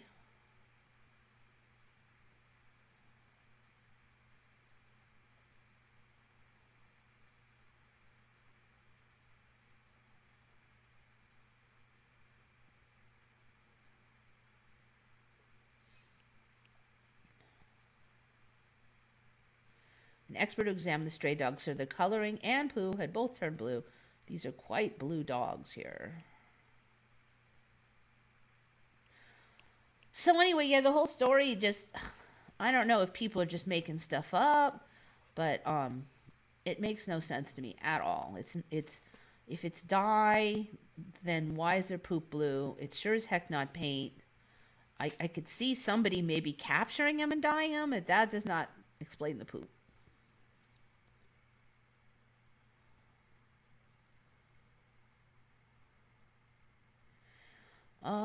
Watch for something to happen tomorrow. News is saying Patriots planning attack setup. I don't know. There's a million of these. Yeah, they're the blue blood dogs. There's a million of these dates. I mean, like, they were saying that first they were saying that Trump's Patriots were going to do something right before he was scheduled to leave office. Then they said it was going to happen at the inauguration of Biden. And then they said it was going to happen like tomorrow, which is today, March 4, I think. And I think that they're just wishful thinking. It's the QAnon can't let go. They just really want it to be true. They really want that's the one thing that kind of worries me about the whole savior thing is like someone's going to come and save us. I don't know if it's going to be that obvious. I think we have to wake up. We have to save ourselves by waking up and helping people wake up around us as much as we can. And I think that those of us who wake up will be saved, but I think it will be by our own waking up. I don't think we just sit on our butts and go on being bad people and hating everybody and doing bad stuff and get saved. That's not going to be what happens. I don't think. I think waking up might be. And that doesn't just mean like distrusting Bill Gates. I mean, I think it has to be waking up realizing that you're lied to, but not just that you lie to yourself and that we're biased people and that sometimes we're times when we're unfair to others and we're sometimes hypocrites. All those things about yourself, those are the hard things to really accept. A lot of people are out there going, oh, the Democrats did then. Oh, the Republicans did then. But you know what? It's ultimately about you and your own hypocrisy. And you can't do anything about the liberals or the Republicans. But what you can do, and I think the way you save yourself is to work on your own self. And this other stuff's a distraction because people spend all their time finger wagging about some political figure they'll never even meet in their entire life, that they'll never have any effect on ever. And they're talking about how that person's so horrible. And they're not seeing their own issues. They don't want to see their own issues. Those dogs look like hair dye. Who dyed them? Yeah, I don't know. See, the thing is, like, they still have areas really evenly where it looks like less dye and then more dye. They're not evenly all the same color, but yet the color does not look like the color you get from laying down. So I can't quite put my finger on that business. It maybe there was some kind of brush on dye that they kind of, I'll tell you something about animal fur. Animal fur is not that easy to dye.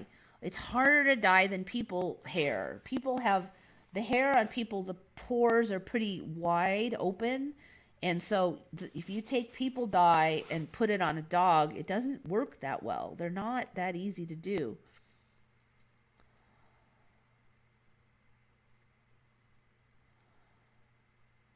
Yeah, I don't know what happened to Unimundi. For a while, he had all these great Mandelas, and then he just got stuck on this coloration issue. And while I do think that there's some weird stuff with coloration, I mean, that's all he covers now for like years. And it's just weird. He just kind of like something shifted or something, because he used to just cover so many interesting things. And now, I don't know. It was strange. The dogs are having turf wars. Pink, blue, and green. Yeah, I don't know. Is there any significance to that? Eating too much fish? I don't know. See, the thing is, just because that story is becoming more of a story, but it used to be only like a couple birds that would get coloration from their food. And I don't know what dogs would eat that would turn them bright green, because other herbivores don't turn bright green, and dogs can't even digest much greenery. So, none of it really makes any sense.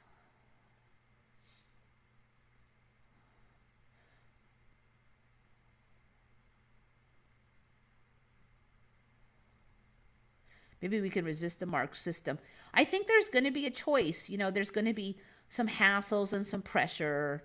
And, you can't go to a concert, and you can't go to the Super Bowl unless you have the Covey pass. And and maybe you're gonna have to jump some through hoops and stuff. Just you're gonna have to look for the loopholes. Maybe you'll have to get some fishy paperwork. I don't know, but you just got to look for the loopholes. There's going to be a choice. Like I said, I don't think they're going to hold you down and stuff it in your arm.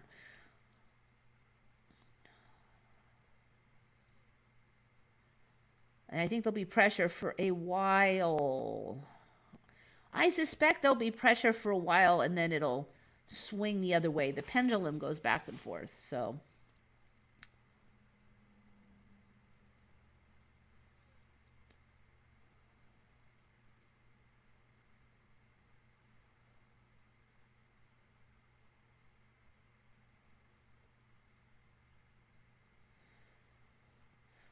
Okay, let's see. What else do we got?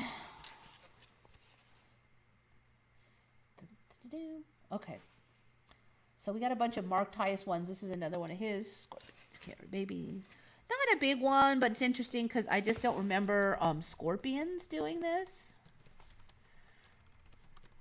I don't remember many animals doing this, but now, like, so many animals do this.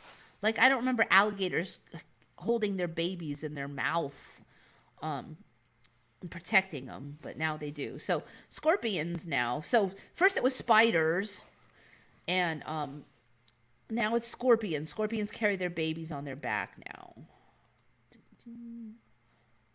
I've never seen these images before, but apparently it's pretty common now. No, I just remember them laying their eggs and then vamoose, and then either the babies live or they don't live. And that's how alligators used to be. They just lay their eggs and they'd scram, and then alligators would protect the eggs, but then after the eggs were hatching, they'd scram. And now they protect the babies. It used to be if they saw their own baby, they'd eat it. That was alligators, but not anymore. Okay, so now scorpions carry their babies on their back. Have you ever seen these icky images? It's just like spiders do. Blah. So if you try to kill one, you get 10,000 babies running everywhere. Yuck. No, thank you. All right, this one here is, this is the other one I saw because it was on Yahoo News, basically. Anything that's on Yahoo News, I'll usually see it because I have a Yahoo account. And so I have a feeling that Mark Tyus may also have a Yahoo account because he usually catches anything that's weird on Yahoo News also. So this is one I had on here already, but he also brought this one up. And I especially laughed at this one because I've done sharks a bunch of times. And this is, okay, I was wrong about Trump winning the election, but this one I totally predicted, and I call a win on this one. I predicted we get glow-in-the-dark sharks, and now we've got glow-in-the-dark sharks. So before, we just had these sharks that would show up with the UV light would glow. And I'm like, we're almost there.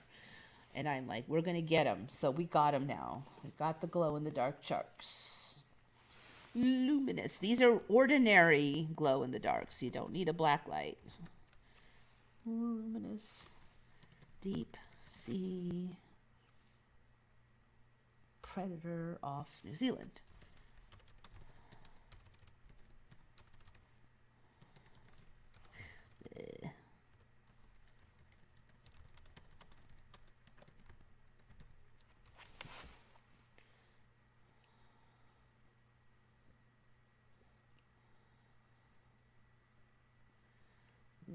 I'm looking for the exact one I saw before, but I'm not seeing it, so we'll just go with this one.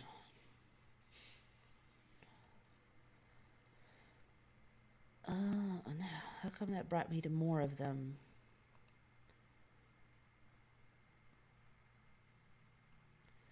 Sharks that glow in the dark. And they found 3 species, not just one. Among the 3 glowing sharks, the kite fin shark is now the largest known luminous underwater creature. So it glows in the dark normal wise, basically. Off the coast of New Zealand.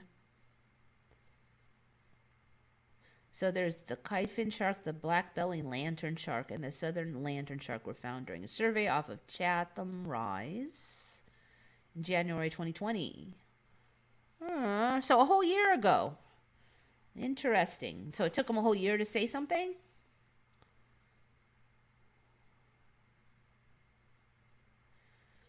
Although the light emission has been documented for in a range of aquatic life, including jellyfish and squids, the discovery is the first time scientists have been able to find proof of bioluminescence in sharks.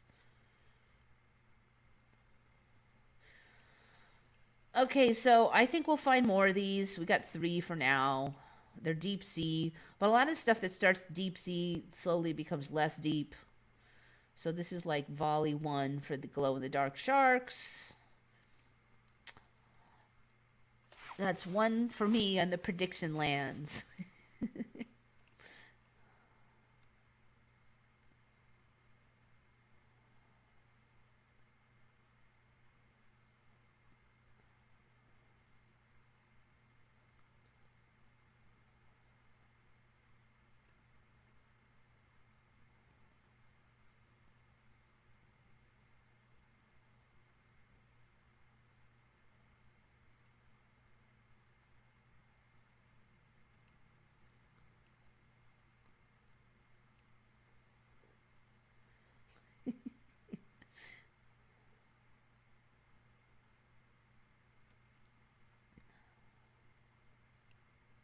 Yeah, that's the other thing about this glow in the dark. Like, if you look at their rationale for it, they're like, sharks use it to scare away predators and attract food. I'm like, wait a minute. Is it scaring away stuff or is it attracting stuff? You know, it like it that's what they were saying. I'm like, this does not make sense. Either it's an attractant or it's not an attractant. And then they say something, oh, these glow in the dark species are using it to hide because they'll look like the sun. Like if they swim over things, then they'll look like just they won't cast a shadow, and then the things underneath won't see them. I'm like, well, what about things on top of them? They're gonna go, hey, there's a giant glow in the dark thing down there. You know, I mean, so it's only gonna work if they're above, but it won't look. You know, I mean, like, it just doesn't all make sense to me. Luminous sea was a new thing a couple of years ago. Yeah, like half the sea is luminous now.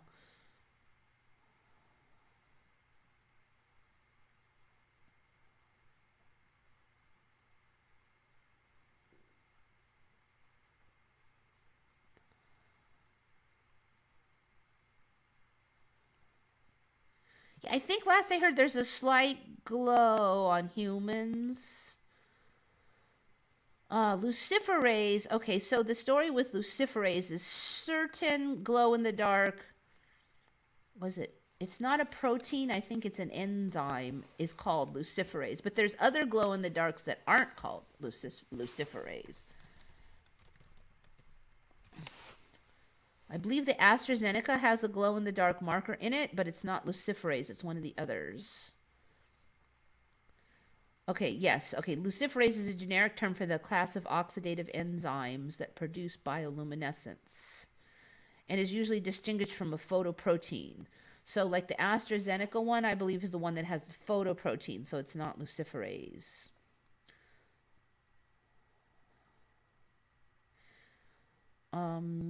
First used by Raphael Dubois, who invented the words luciferin and luciferase for the substrate and enzyme respectively.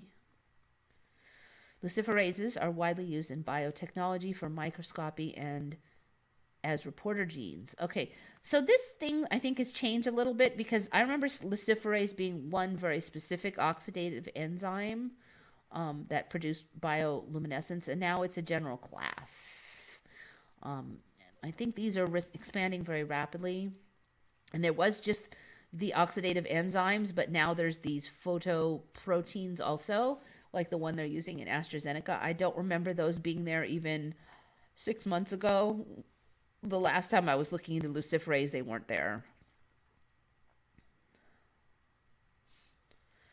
Luciferases do not require an external light source, but do require addition of luciferin, the consumable substrate. So they're enzymes, basically, that produce light when they oxidize their substrate.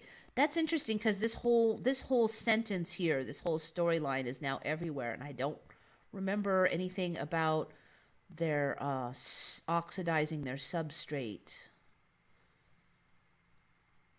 Not saying that they didn't, but now the narrative is shifted a little bit, basically. The gene for the most common luciferase comes from the firefly. Okay, that's the same.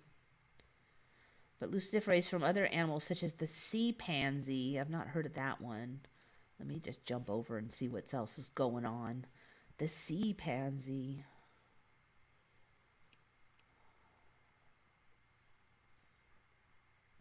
The sea pansy and the copepod and the ostracod are also used as reporters.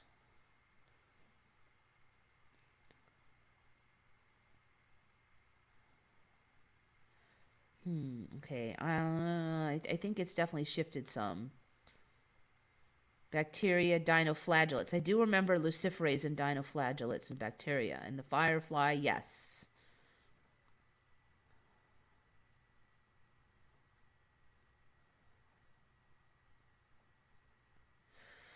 But not this pansy and these other ones. Okay. So, yeah, more creatures have it. I guess that's not really surprising. Graphene. So what? Graphene on human skin? Is that what we're talking about?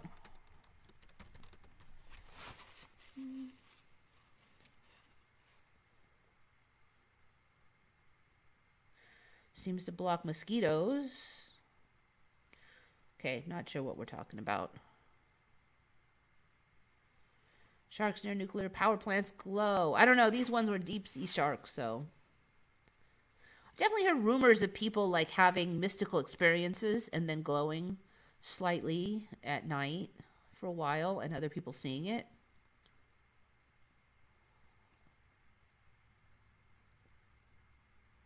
Yeah, were we going to be like the cartoons, like our eyeballs will glow when we open our eyes? That would be really weird. So many other weird things are coming true. So yes, I do remember that humans, I think we covered this one like 8 months ago, something like that. I don't know. That humans actually do glow. The human body literally glows, emitting a visible light in extremely small quantities at levels that rise and fall with the day. Past research has shown that the body emits visible light 1,000 times less intense than the levels to which our naked eyes are sensitive.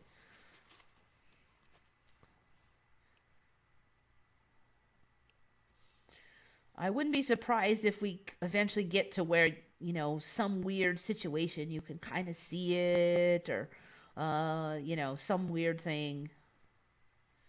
I think it's a coming. When did that show? A few years ago, maybe? I don't know. 8 months ago, something like that.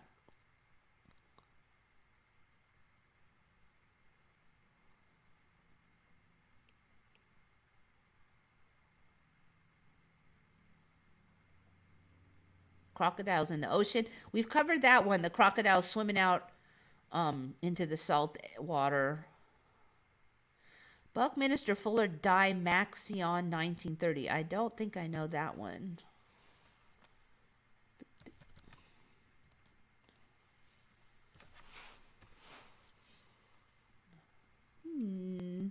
Weird old what is it anyway?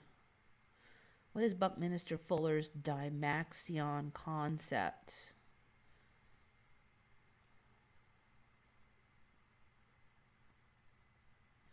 Dymaxion structures are those that yield the greatest possible efficiency in terms of available technology.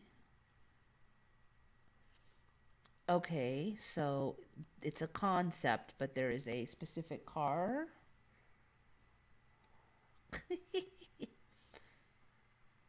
During the Great Depression.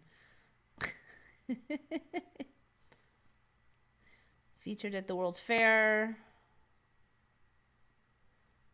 Omni medium transport. Okay. So it's like a 3-wheeled car thing. Fuel efficiency, top speed, blah, blah, blah.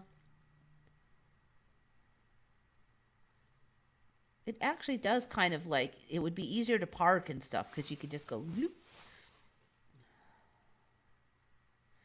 Probably couldn't go really fast though.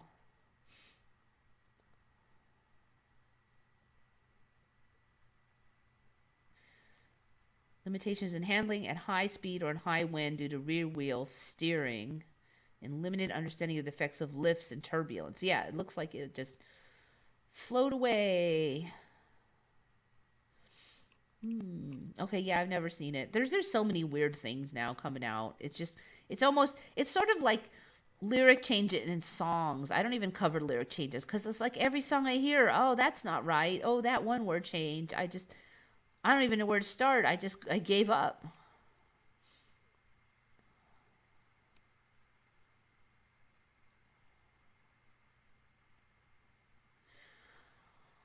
Yeah, and you know, they're supposedly making like glowing plants, and there's a lot of natural growing plants now, like all those growing glowing fungi and stuff. Heard some rumors that some Zen monks could become pure light and basically vanish. I have not heard that one yet. Come on, people, we have longer face. Let's add anime eyes. You know, that is one thing when I was a really little kid.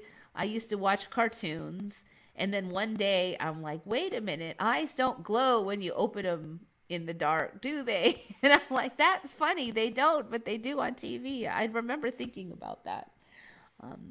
Like, how come they do that on TV? I wasn't sophisticated. I was like 4, you know. I wasn't sophisticated enough to understand that they did it so that they could have darkness, but you would still know what the characters were up to. I wasn't that fancy. I just thought it was weird that I'm like, why did they draw it like that when it's not real?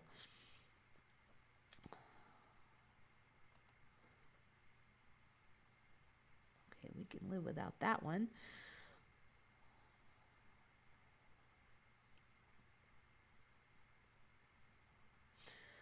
All right, so let's close these down.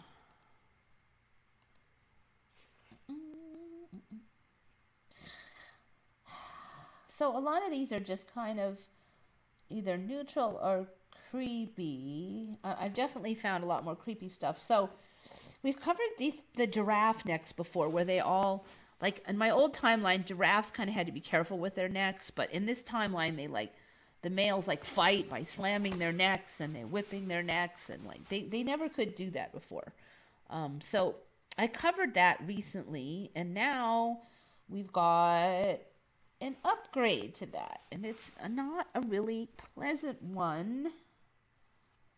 I guess depending on what you think, but I'm going to try to keep this as PG-13 as possible, but it's not going to be easy. Anybody under 18 should toddle off right now. All right. Come back in 5 minutes.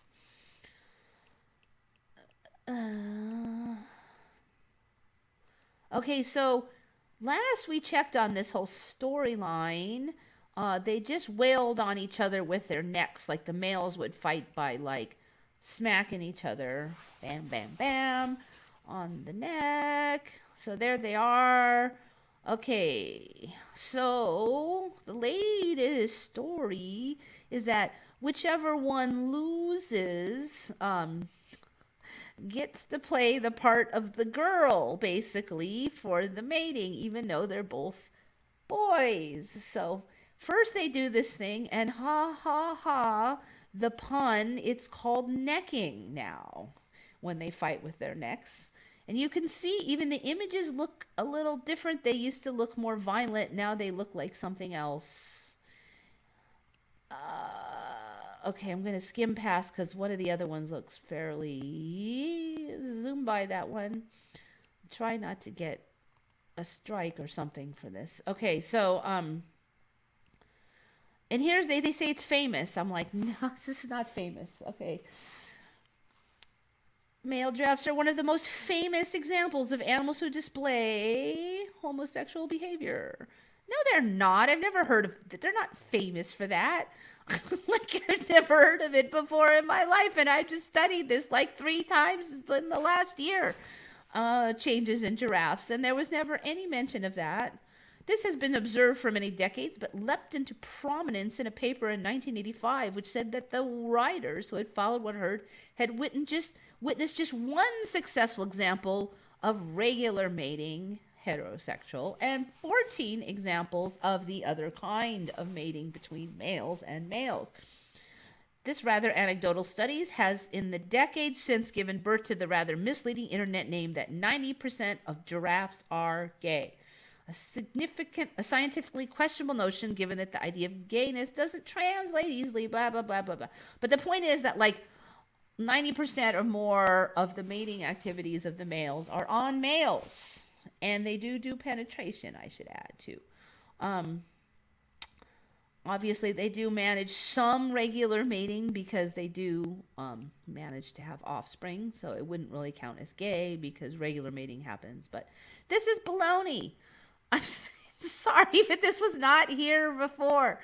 They did not, like, when they slammed their necks, it was not called necking, and they didn't do the wild thing after they did it. This is baloney. I'm sorry, but this just did not happen, and now here it is. And it's like everything is some kind of bad joke or something. So you've got this animal with long necks, and now they do necking and stuff. I mean, like, no, it's just so wrong. I mean, who wrote this up? Who wrote this reality?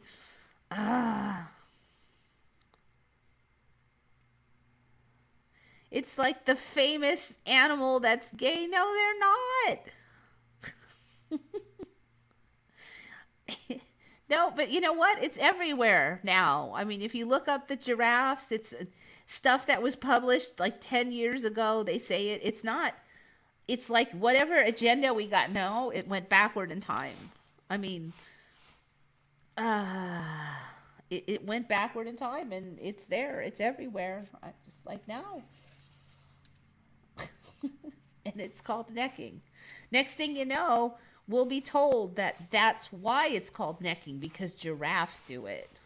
And all of these skeptics are going to be like, oh yeah, well, why did you think it was called that? I mean, I don't know if that's going to happen, but I've seen stuff like that before, and I don't know. Actually, I think that's my last one. Got that. Blue dogs. Yum, yum, yum. Yeah, I think I pretty much got everything. I had that one squeezed in. Yep. I'm done. I guess that one is an extra weird one. I got all the way to the end before I put my not quite PG-13 one in.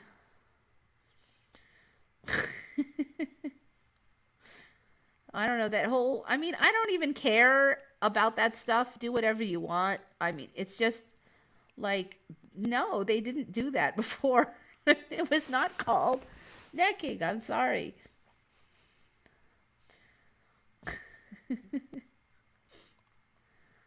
That's why I tried to zoom past that picture really fast. Yeah. That one was just too weird. I mean, I do see other ones like this. So that was another one by Mark Tyus. He found that one. That was a good find. I had no idea on that one. So yeah, he found like most of the ones. Oh, you know what? There's one I missed. There's one more. Wait, there's more. It's kind of a tiny one, but do you guys remember what metal is the best conductor, like for electricity? What metal conducts electricity the best? Do you remember?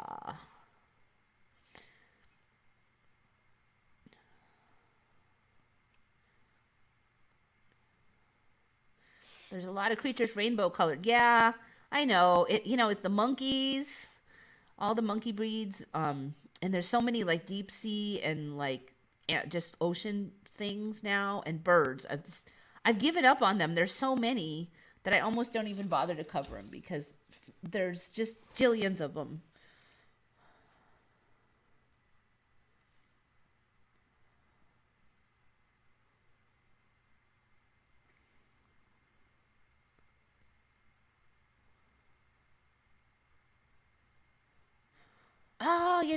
there was one I totally forgot about. Let me make sure that this.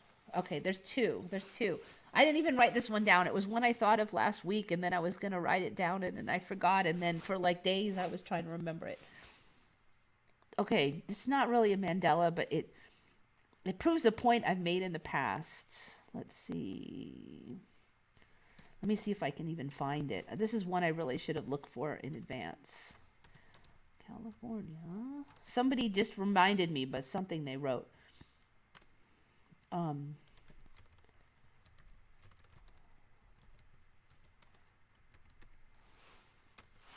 See if I can find it.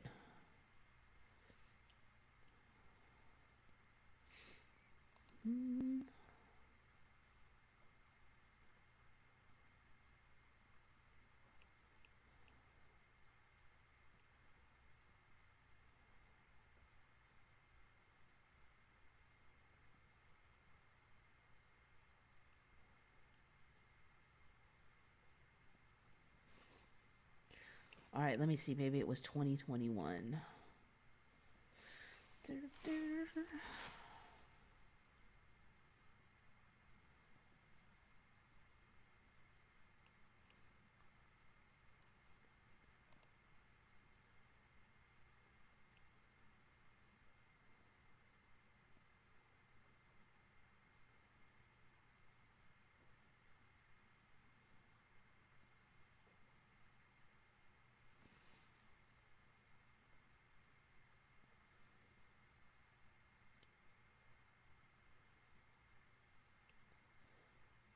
Here it is. Okay, this is the one I saw. All right, so all these lockdowns, California's been locked down for like a year. We should be in the budget hole, right? I saw this thing and I'm like, what?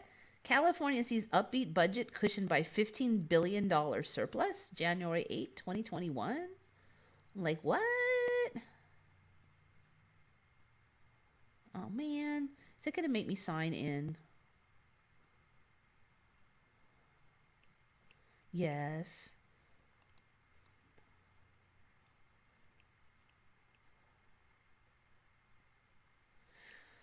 So basically though, yeah, it wants me to sign in. I think there's a way to get around that, but so basically the storyline though is that we've got this $15 billion surplus, and the reason that we have it is because the rich people got so rich over the 2020 lockdown that they had to pay a lot of taxes, and their taxes were high enough that it cushioned our budget. And so apparently, all the talk about economic crisis did not count to rich people in California. Here we go.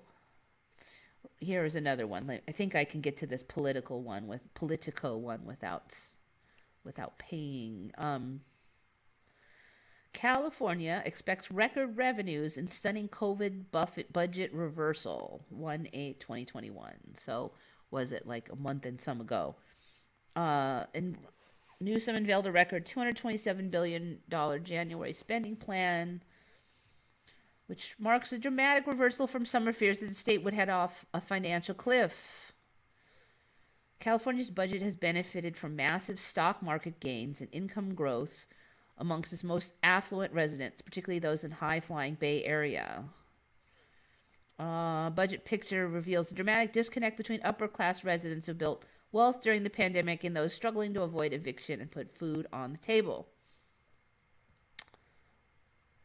We've got a lot of work to do to help small and medium-sized businesses, but folks at the top are doing pretty damn well. Oh, yay. But I don't begrudge that success. I admire and respect it. Okay, so this kind of follows on my prediction that like the economy is running on fairy dust or something, because we've just been saying for eons that this is going to ruin everything, but yet somehow California has had more lockdowns than probably any other state except for maybe New York. Somehow is doing better than it ever has. And while this storyline sounds somewhat plausible. I still just find it really suspicious. But recall that I did predict that, okay, the government or somewhere all this money is coming from. They're sending out stimulus checks. Unemployment is through the roof. There are all these unemployment checks. They're basically paying people extra unemployment.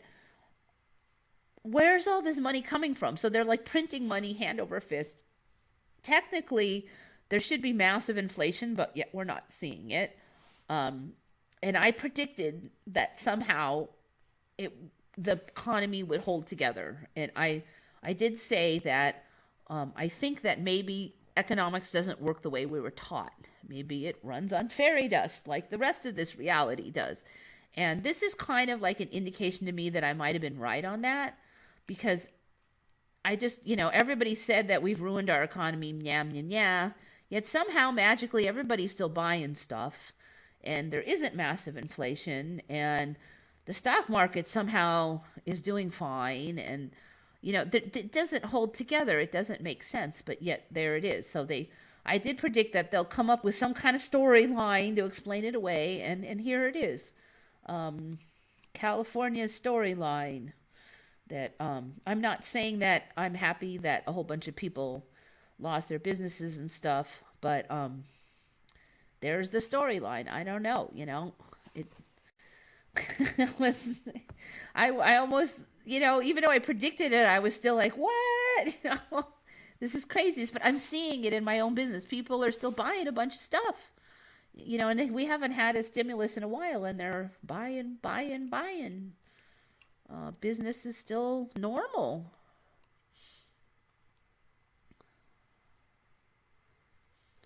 All right, you guys. Now I remember it being gold. Okay, gold was it for me. I remember gold being the one, and that's why there was gold in all the old computers, because it conducted the best, and so they would use gold.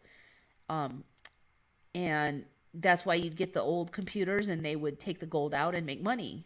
But in this timeline, it's silver. Silver is the best conductor. And I was like, no, it was gold. I mean, they would use other stuff because gold was expensive, but, all right, so who came up with this one? So this one was actually found out by somebody on Retcon, username TLBMDS, Tulums, or I don't know if that means anything, but good find, dude. Or dudette, as the case may be. It was gold. Yeah, okay. Anyways, yeah, I'm pretty much done, so you didn't miss anything. But it isn't practical, but they used it. Yeah, I mean, that was the number one, and that's why it's in all the old computers, because although it was expensive, it was the best thing.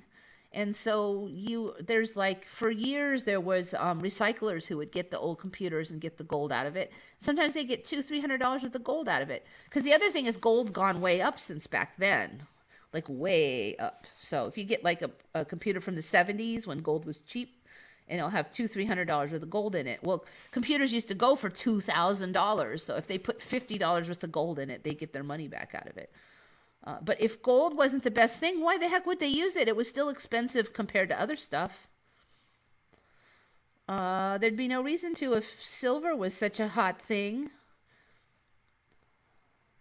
Old mobiles had gold in them. Thanks for coming, guys.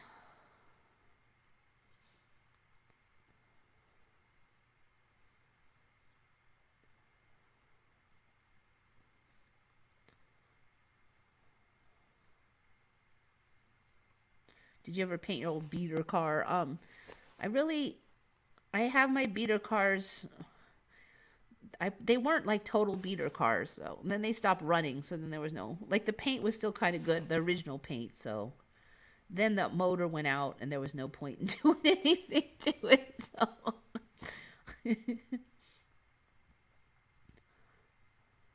there's a point when it's worth $200. Or it's worth $500 or $1,000, and the motor will cost $3,000, and then it's not really worth fixing anymore.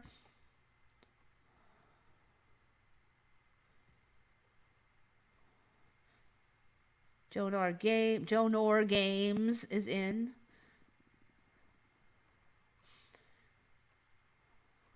All right, what have you guys been talking about?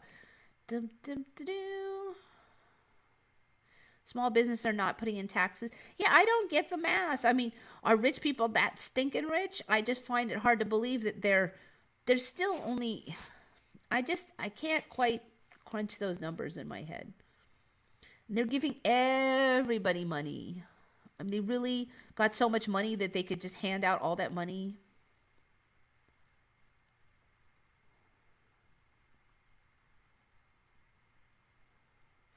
I love my aluminum foil wallpaper.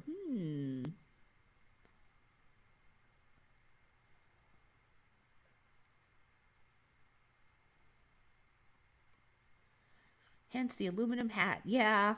Yeah, they say it's bad because it just traps the signals, the EM inside. You have to be completely encased with no openings for the aluminum foil to work.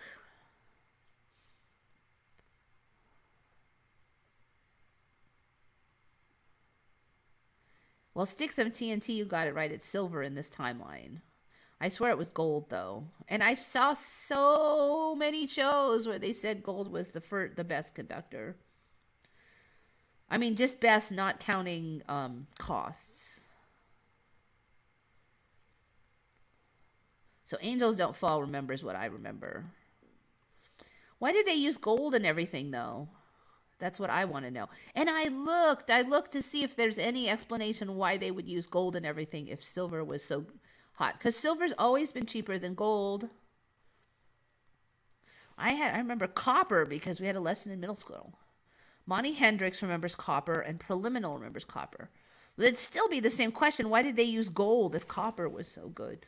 I mean, I'm not disputing that you might come from that timeline, but...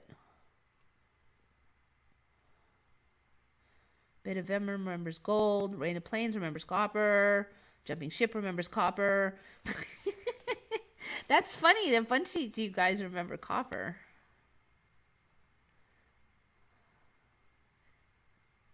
So copper and gold are the top ones.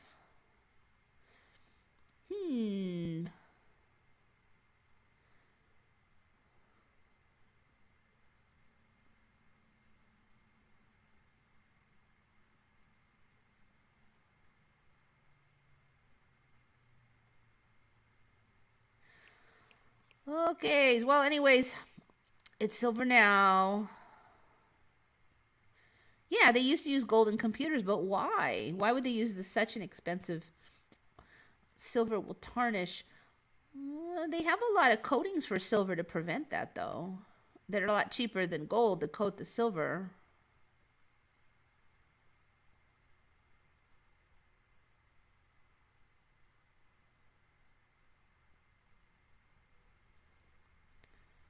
It lasts a lot longer and you need less of it. But then they always was like 5 times more expensive than silver, so you could use 5 times more silver. But copper wasn't used more, gold was used more.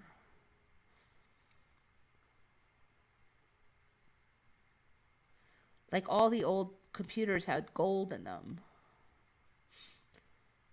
I mean, they used copper for like wires, but not for computers when they needed the really good conductivity. There would be no reason for that. I don't know.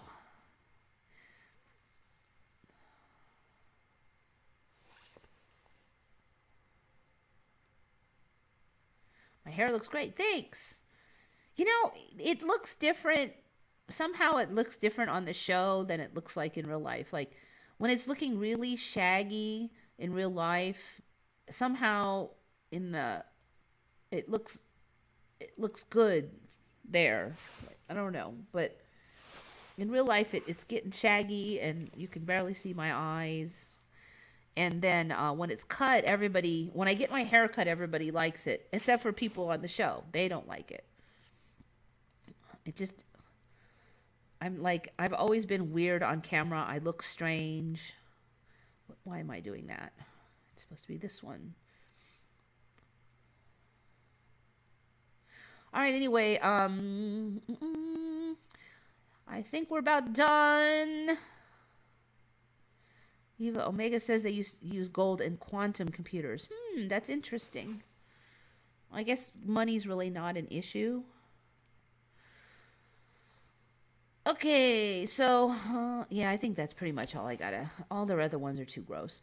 All right, so anyways, I don't know. There's a lot of gross ones, but try to keep positive as you can. We'll get through it. We got to get through to the other side.